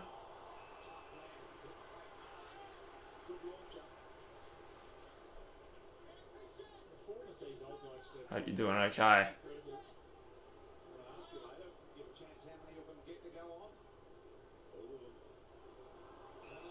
Oh, good mark. How long have you had it for, may I ask? If you're willing to share. Well, that's a free to Melbourne, I think. Yeah. Petty was held and he should kick the goal 1 year. Well, I hope you're doing alright. Because that's, yeah, very nasty. You can see the clear hold, understanding that Perryman was helping, trying to buy some time. Thought it was a rush. They said you'll die in 2 years. Jeez. Yeah, that's horrible news. I suppose just keep fighting, because that's what it's all about. I guess you can look at Neil Danaher, because he's, you know, had it for years now and like well over a decade, and he's still going strong. Petty kicks the goal and the D's are back to a 7-point margin.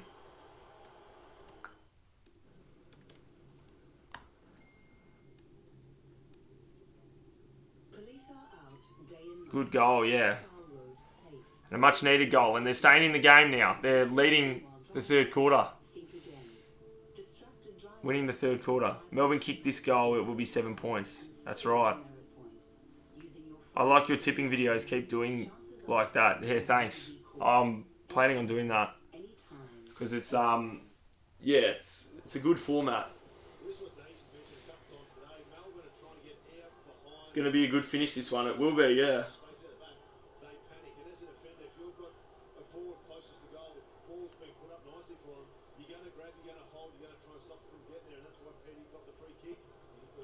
Why is there two Jan Guardiano? Yeah, I don't know. It's a good question. Probably two different devices or something. Two different accounts. If they're genuinely two different people, that would be a crazy coincidence.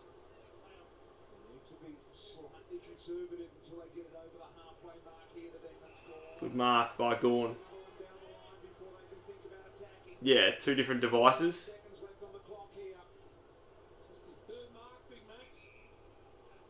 I feel like Collingwood is going to kick the next goal. But we'll see.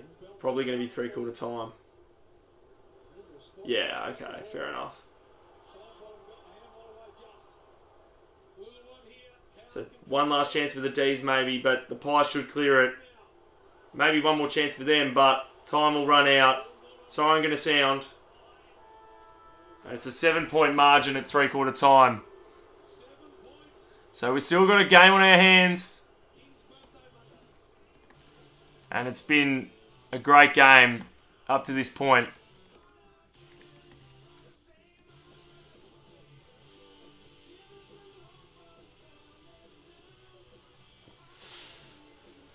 And Collingwood lead it by 7. Coming We are brothers. Oh, right. Okay. Is it like your mum's account or something?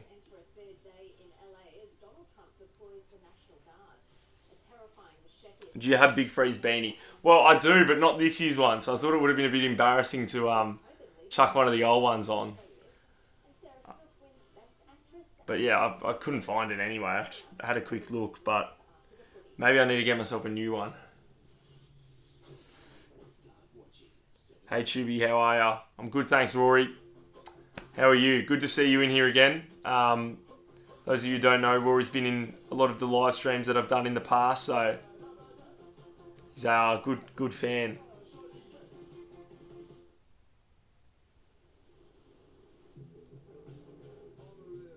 What a game, yeah, sure is. Great game. I like your tipping vids, thank you. Thank you very much. Yeah, put a bit of effort into him, so I'm glad people like him.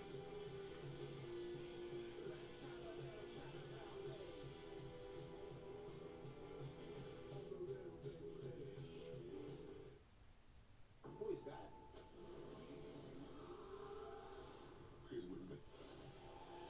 Some people look at Sonny Hayes, they see They has been, and never once. Did you quit the AFL? What is?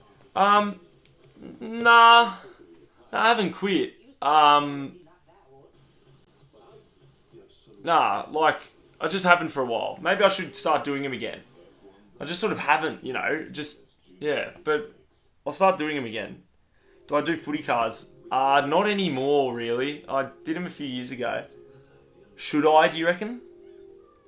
Your PC died. Oh right, that's no good. Can I have a house tour? Probably not. That'd be a bit awkward.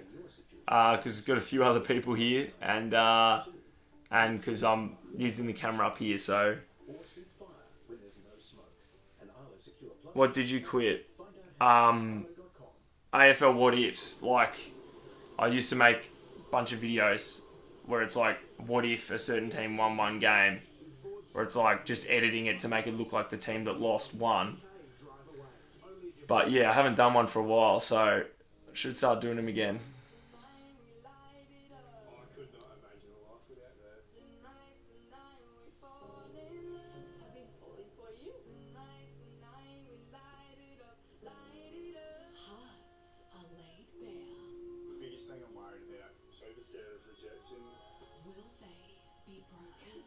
I'm definitely scared. Alright. Bugger all this up. Are you good at AFL? Nah, not really. I mean, I'm okay, like, but, you know, I'm not going to make the AFL or anything. I'm a forward, so I kick some goals, but, you know, that's about it, really. Why farmer wants a wife? Well, don't know, it's just, I guess Channel 7 promoting their other shows. When are you doing your next stream? Hopefully not too far away. Just another game whenever I can. I mean, I don't have any particular game organised, but hopefully in the next week or two. Because it's been ages since I've done one. I'm hoping to not let it get that long again. Do I play footy? Yeah, I do. You being serious? About what? You should start doing them again because I've just started watching you and subscribing to you this year. Okay. Alright, well I will then. I'll make an active effort. What school year did you start making vids? Year 3, grade 3. So very, very young. Yeah, been doing it for ages. You up for a chat tonight? Maybe. I do have a few things to do to get ready for school tomorrow, and I'll be editing tips a lot, but potentially is all I can say now. Where do I play? I play for my school. So I don't have a club now, but Camberwell Grammar, school footy. Bought you for 3 years. Jeez. It's a decent while. Thank you for that. Did you know I have a sculpture wildcard gold Christian Petrarca? Wow. It's pretty impressive. It's quite rare, so good stuff. Is that from this year? Yeah, all good if you can't. Alright, yeah. I'll see if I can. Do I play Fortnite? I haven't for a while, and I was never any good at it much anyway, so yeah, I don't actively play Fortnite. Watched you for 4 years. Jeez. Thanks guys, all the long time support coming out. Yeah, thanks guys. Yeah, that's quite a while. That's nearly half the time I've been doing it. So, but yeah.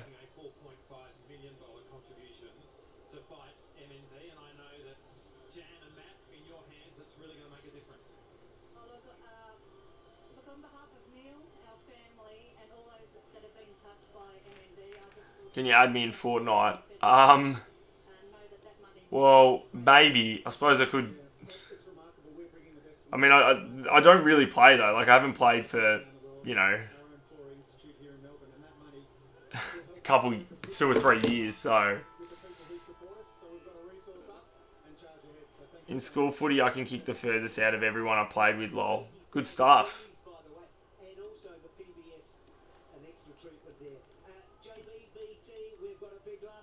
I sort of can as well. I mean, I had a knee injury, so I sort of can't kick as far as I used to. But yeah. Here we go. Okay, last quarter underway.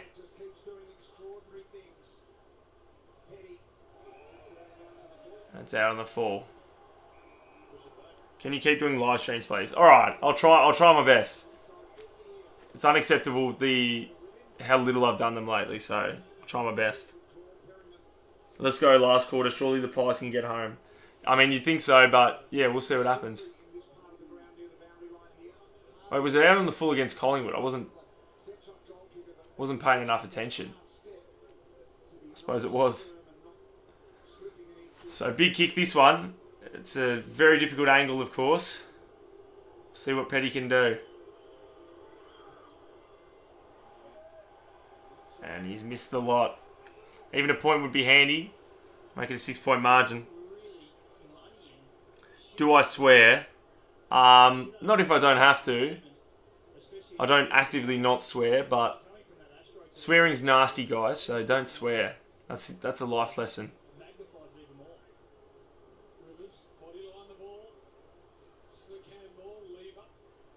Say N-word. Absolutely not. I will not say that. Can you do Kahoot quizzes again? Alright. If that's what the people want to see. And also, if you can make Kahoots for me, that'll help, because it sort of becomes more difficult after a while, because I'm just picking random ones, and like, there are, yeah, done so many of them.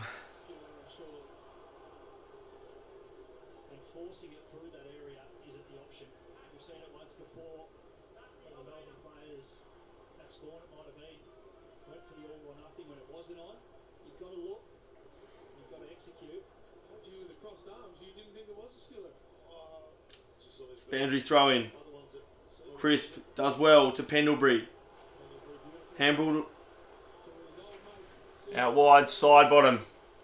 Side bottom kicks it close to half forward, but cut off by May. Good mark. What time do you go to bed? It varies a lot. During this long weekend, it's been like, your name is actually Riley. Right, okay. Okay. I'll keep that in mind, that Jan is Riley. But bedtimes, it's been, 1 a.m. the past couple nights, but usually on a school night, it's like, hopefully by 11 at the latest. Name is Aiden. Alright, so we've got Aiden and Riley, 2 brothers. I've been here for the whole stream. You sure have, Oliver. And thank you for it. You've been awesome. So thank you very much. Chance here for the D's. Inside 50. Fritsch, can he kick the goal? Yes, he can! Here come the D's. That's 3 in a row for the D's. And they're back to within a point. They're not going away, Melbourne. Keeping this game very, very interesting. You're making me laugh. Thank you. I appreciate that. In a good way, or is in like in a embarrassing way? Hopefully in a good way. Thank you, Riley. I think I've got that right. Yes. Where are we? 1 point game. Yeah. 1 point. Good way. All right. Thank you. Imagine it's a draw. Imagine that.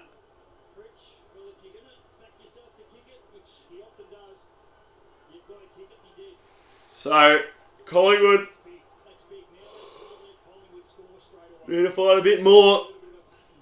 It's a 1 point game at the G.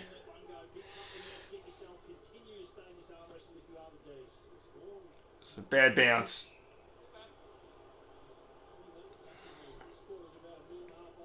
Melbourne just need a win. They do.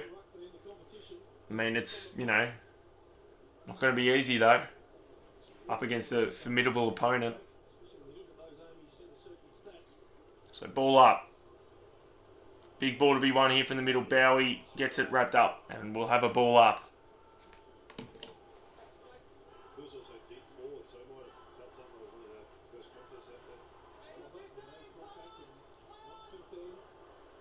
So Pickett couldn't find a way through. Holding the ball. Good tackle. The D's really said, I'll never die. Yep. Or not yet at least. Oh, it's 50. Oh, dear, oh, dear.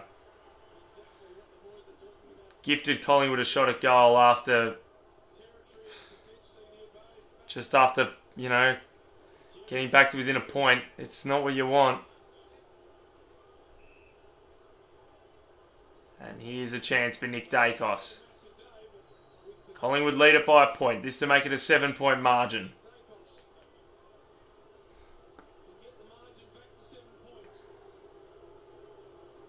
Big kick.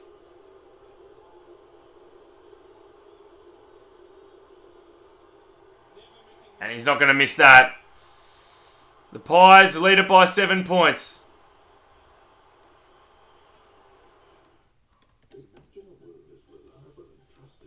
Oh jeez, I might need to change that scoreboard a bit.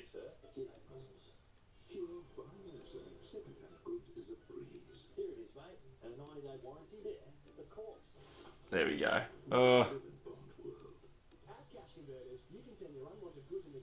Alright, we'll do... Just adjusting it a bit because the 10th goal has thrown it out of whack a bit. I suppose that'll do. There we go. The Pies lead it by 7 points at the MCG. Can you say a prayer that I don't die from MND?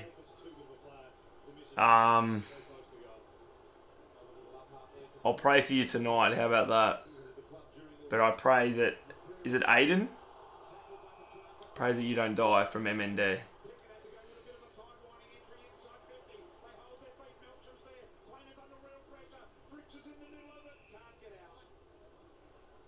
It's very harsh, 50. Yeah. You're 8. Right. That's how old I was when I started YouTube.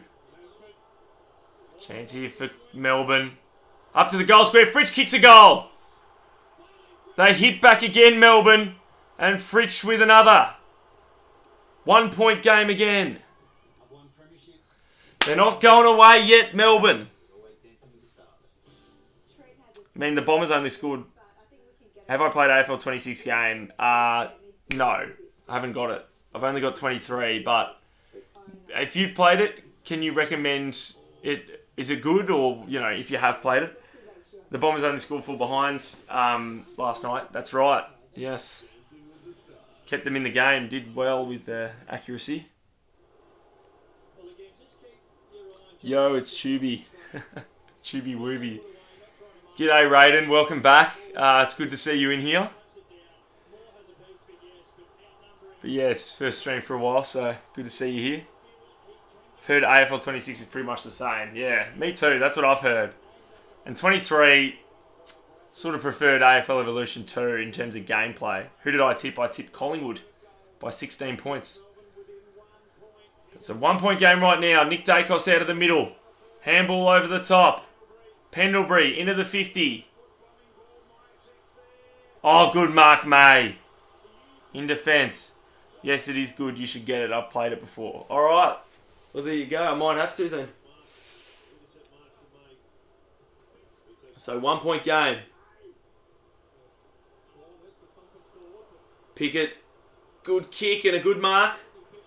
Rivers. Runs forward and kicks it long inside 50.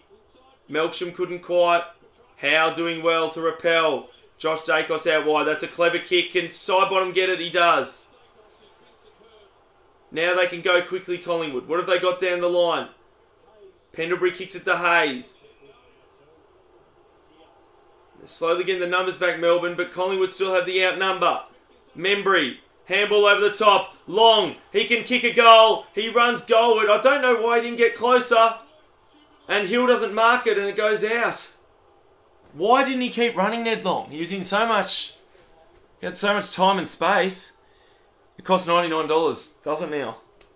I thought it was something like that. Your family has no money. That's no good. Do you have any games? Any of the AFL games? Because, you know, that's all that matters. Just, you can keep playing the same one. Looking like it might be a draw. Looks like it could be. That'll be an interesting one. And they clear it away, the D's. Oh, more good mark. Probably will be a draw. I wouldn't say it probably will be. I'd say it's possible, but was that a mark? You call touch. You reckon? I don't know.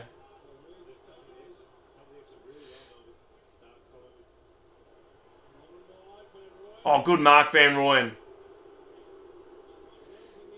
They're playing well at the moment, Melbourne. Down the line, Melksham. Here's a chance for them. Melksham, inside 50. Fritsch is on his own. He'll mark. He goes quickly and kicks. He's missed. Oh, he shouldn't have gone quickly.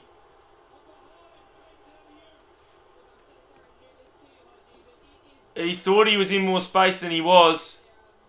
And he's messed up that chance. But the scores are level.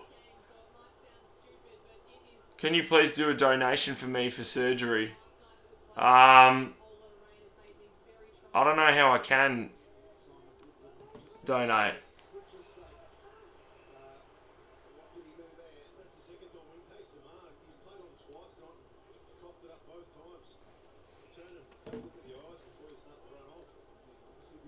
See, have you got...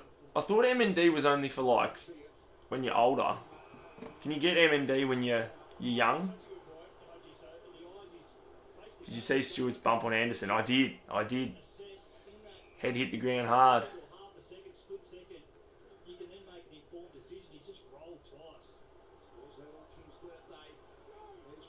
We're all square. We sure are. Chance here for Pickett. Kicks it goalward. This is going to be a goal. He's got it. And the D's hit the front. How about that? Well, this makes things interesting. Melbourne, a goal in front at the MCG. You can get it when you're young, can you? How old are you, may I ask? Just out of curiosity. Your whole family can enjoy Australia's softer side. Join the Filtration Nation with complete home filtration.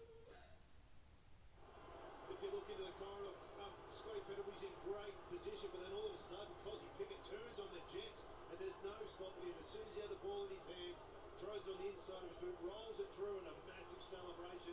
You can feel the D's are ready for this one, Days. Well, since the 20-point lead Collingwood had, it's been 6-3 to 2-1 Melbourne's way. They have got all the momentum in this game of footy. Wait, how old are you, by the way? Just Aiden, just out of curiosity. So, about the MND.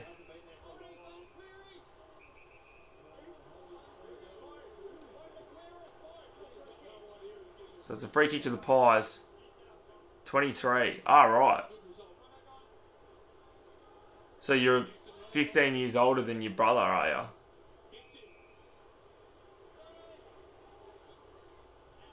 Interesting. You're making the Kahoot. Oh, nice. Awesome. So Pendlebury goes deep and Lever punches it through for a behind.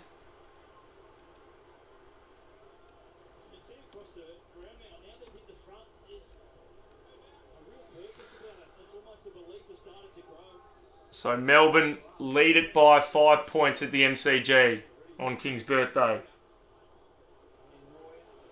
Chance here for Collingwood. Dacos. Handball. Crisp. Hey. It's wrapped up.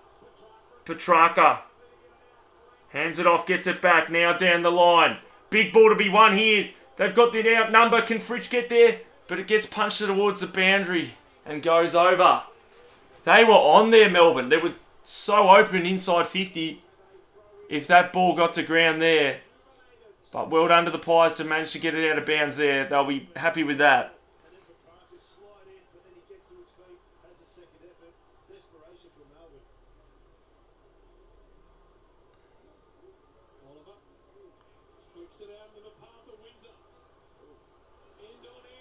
Oh, and here's a chance. Hoskin Elliott.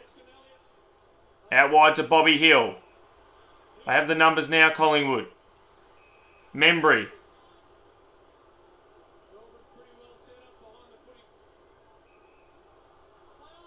Membry goes short. Ned Long takes the mark. Runs inside. Kicks it long inside 50. This could be a mark to McStay, and it is. He takes the mark. Be back in 10 minutes, okay. See you then.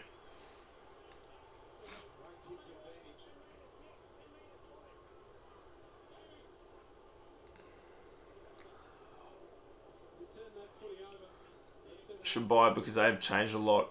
For example, they've added Indigenous and Anzac Day Guernseys. Oh yeah. Just 89 at JB Hi-Fi. That's probably where I'd get it, so there you go.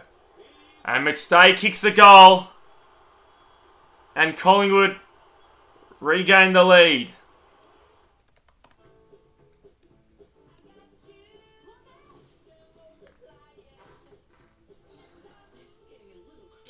Well, half a quarter to go. Melbourne fighting hard. They just hit the front moments ago, but now the Pies are back in front. 10.5 minutes left.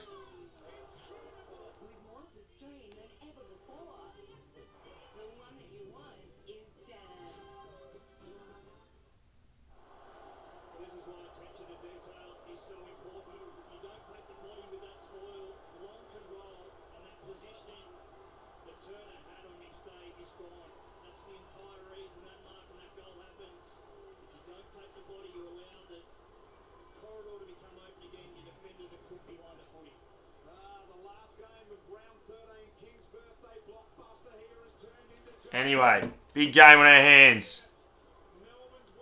Bowie now going forward again for Melbourne. Can Quainer mark it? Touched. Who's going to win this footy? Oh, Houston does well. Handball to McCreery. McCreery takes a run. Kicks it long inside the forward 50. McStay, could he mark it again? Couldn't quite. Bowie clears it, but only as far as Hoskin Elliott, who'll send it straight back in. Just under 10 minutes now. McCreery now has it. Hoskin Elliott just went short.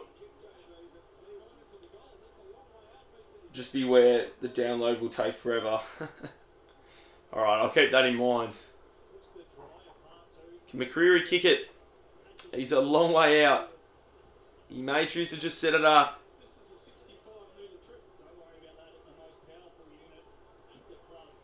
Here's a big kick. It's a big, big kick. Has it got the trip? Punch through for a behind. 2-point lead to Collingwood. Oh, whoops.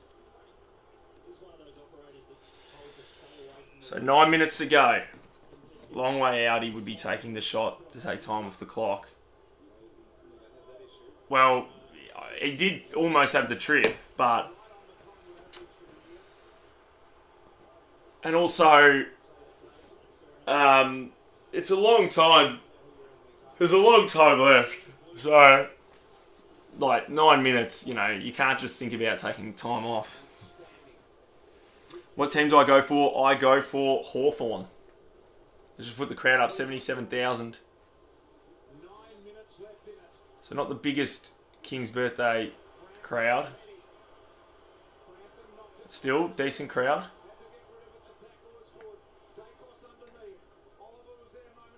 Handballing it around. Quain, a good handball. Side bottom punches it forward.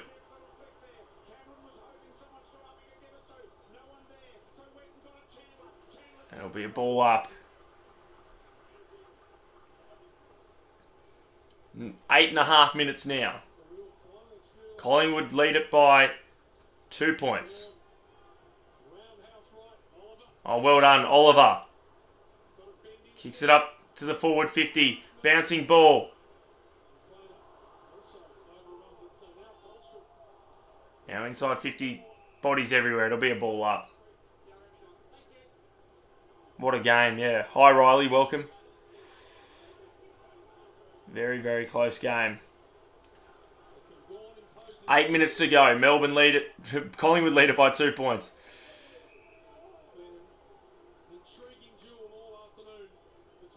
Can Melbourne pull off a great upset?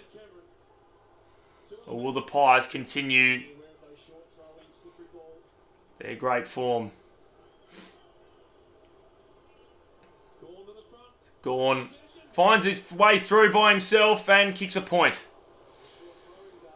Who knows, could be handy. It's back to a 1 point margin.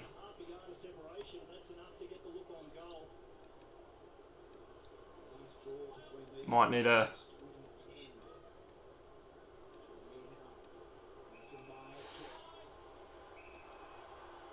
Just trying to adjust this scoreboard. That might be best. We'll do that. So 1 point margin, just under 8 minutes. What are you watching, Fox Footy or 7? I'm watching Channel 7 on this. I usually watch Fox, but this TV's only got 7. Oh, side bottom. Did well. Running hard. Handballing it out wide. They got the numbers, Collingwood, if they can move it forward.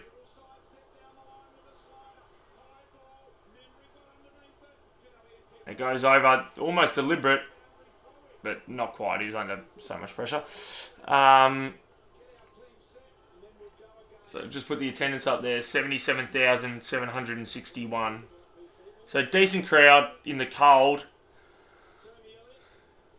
You know.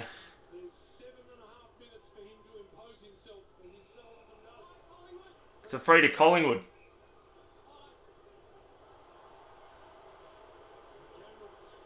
Oh,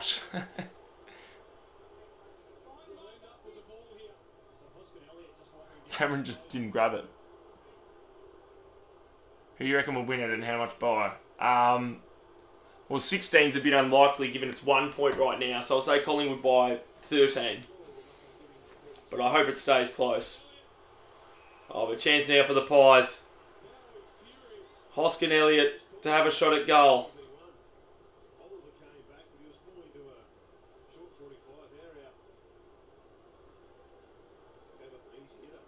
This to make it a 7 point margin. Get it back above a goal. Shanks it to the left. And Gawn marks it. Any score would have been at least something then. A 2 point margin would have made it a bit safer if Melbourne kick a point, but it's going to come straight back through Cameron. Goes out wide. Josh Dacos just kicks it back to Pendlebury. I'm a Hawks member, but I'm hoping Collingwood do win the game in memory of a family member who had MND and went for the Pies. Fair enough. Seems like a good reason. It's a free kick to Collingwood. Inside 50 for pushing the back.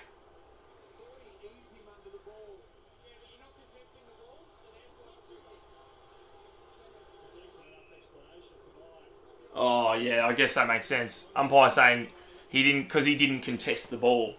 That's why it was a push in the back. Anyway, can Nick Dacos kick this? Just under 6 minutes to go now.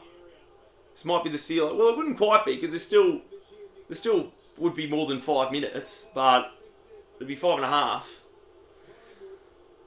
But we'll see. Nick Dacos, as he scored, he's kicked a point, so that does something. But still within a kick. 2-point margin.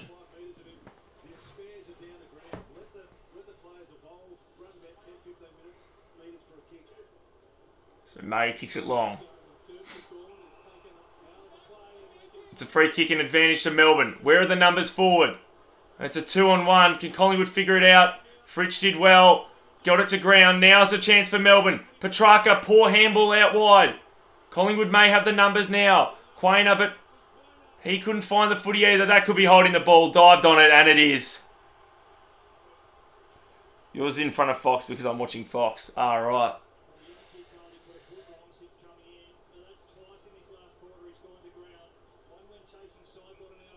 Need the Pies to win because I tipped them. Well, you know, unless you're a Melbourne supporter, I don't think many people would have tipped Melbourne, so at least it wouldn't do much if you got that one wrong. So wins up. They're opening it up the other side. Here's a chance, Melbourne. Can they mount an attack? 4.5 minutes. He's got nowhere to go now. That could work. It does. And there's a mark inside 50. To put Melbourne back in front.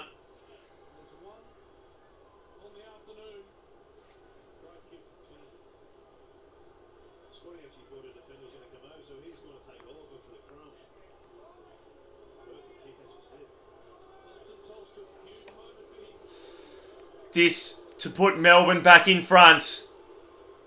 Just under 4 minutes. It looks pretty good. He hasn't got the trip. And they rush a point. Gee, the camera angle wasn't helping there because it looks like he'd got it. But just didn't quite have the legs. 1 point though. Gee, it was so close.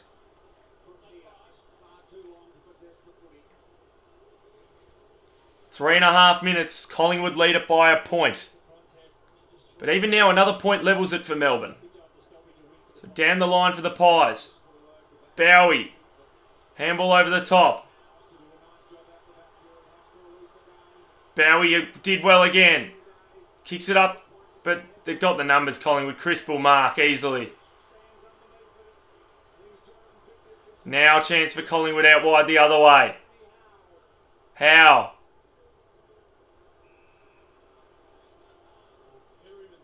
The chances of a draw. Yeah. Can't wait for Kahoot. Yep. It's called AFL Quiz for Streams. Alright. Awesome. If I'm doing a stream on Kahoot, you'd have to remind me because I might forget that one. Or maybe I'll write it down or something. AFL Quiz for Streams.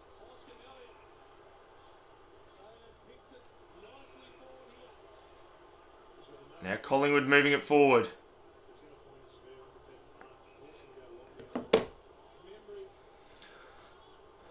Membry just kicks it backwards.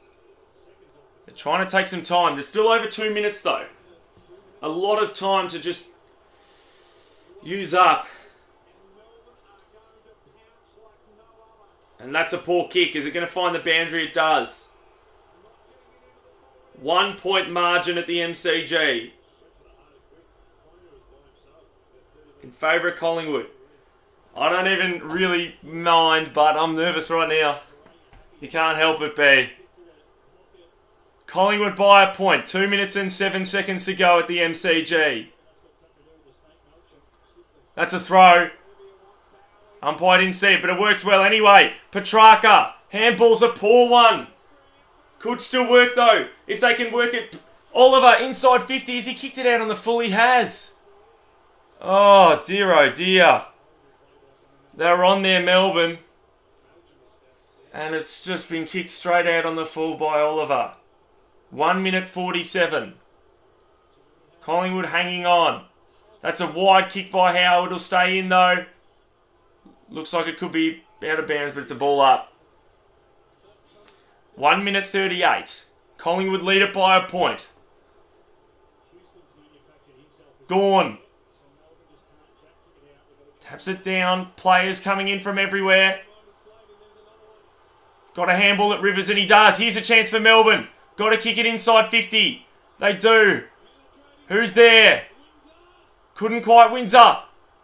Chandler fighting for it. Moore gets the handball. Did well. Now can Collingwood get it out? They should be able to through McCreery. McCreery, what's ahead of the ball? Has he run too far? No, he hasn't. Here's a chance for the knockout blow for Collingwood.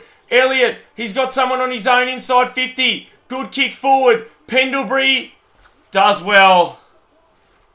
Can take as much time as he wants, and that's just about the game if he takes his full 30. He's elected to kick it out wide. Jeez. That was a good chance for Melbourne, but I suppose they've got one more chance if they can turn it over. Gawn marks. This is it for Melbourne. 35 seconds. He's got to go. He's got nowhere to kick to, though. Oh, my God. That is a terrible, terrible kick. And that's the game. He's just kicked it straight to Hoskin Elliott. He's kicked it down the corridor, straight to Hoskin Elliott, completely on his own. He's done a couple of poor kicks. And that's the game. The Pies are going to get the job done against a very brave Melbourne. And they just kick it around. And that's it. Hill may have a shot for goal from 55 out.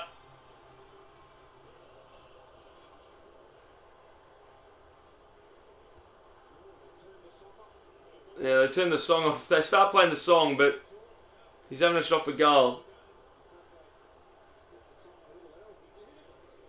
It's funny the Collingwood fans still singing.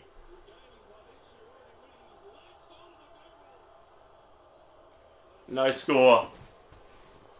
And that's it. Collingwood win by a point. Brave effort by Melbourne.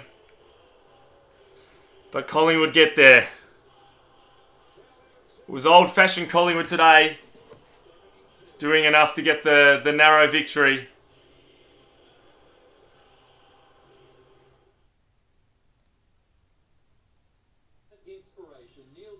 A 1 point win to Collingwood.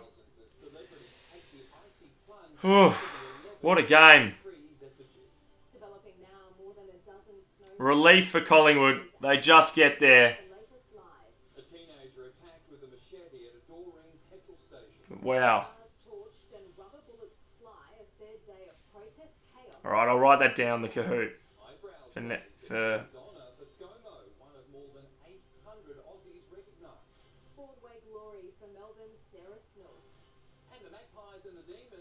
Alright. Share any final thoughts. When am I going to do a Kahoot? I don't know. I can't make any guarantees, but hopefully, I guess just in the next week or two if I can. I'm hoping. But, yeah. We'll see. It depends because, got school at the moment, so it's a bit busy, but, yeah, we'll see how we go.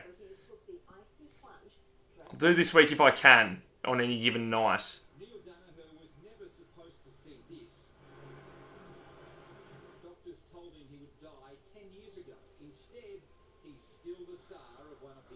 But anyway,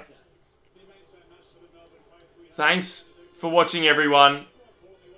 And I suppose I'll wrap it up there. If you've got any final thoughts or opinions or whatever, just let me know.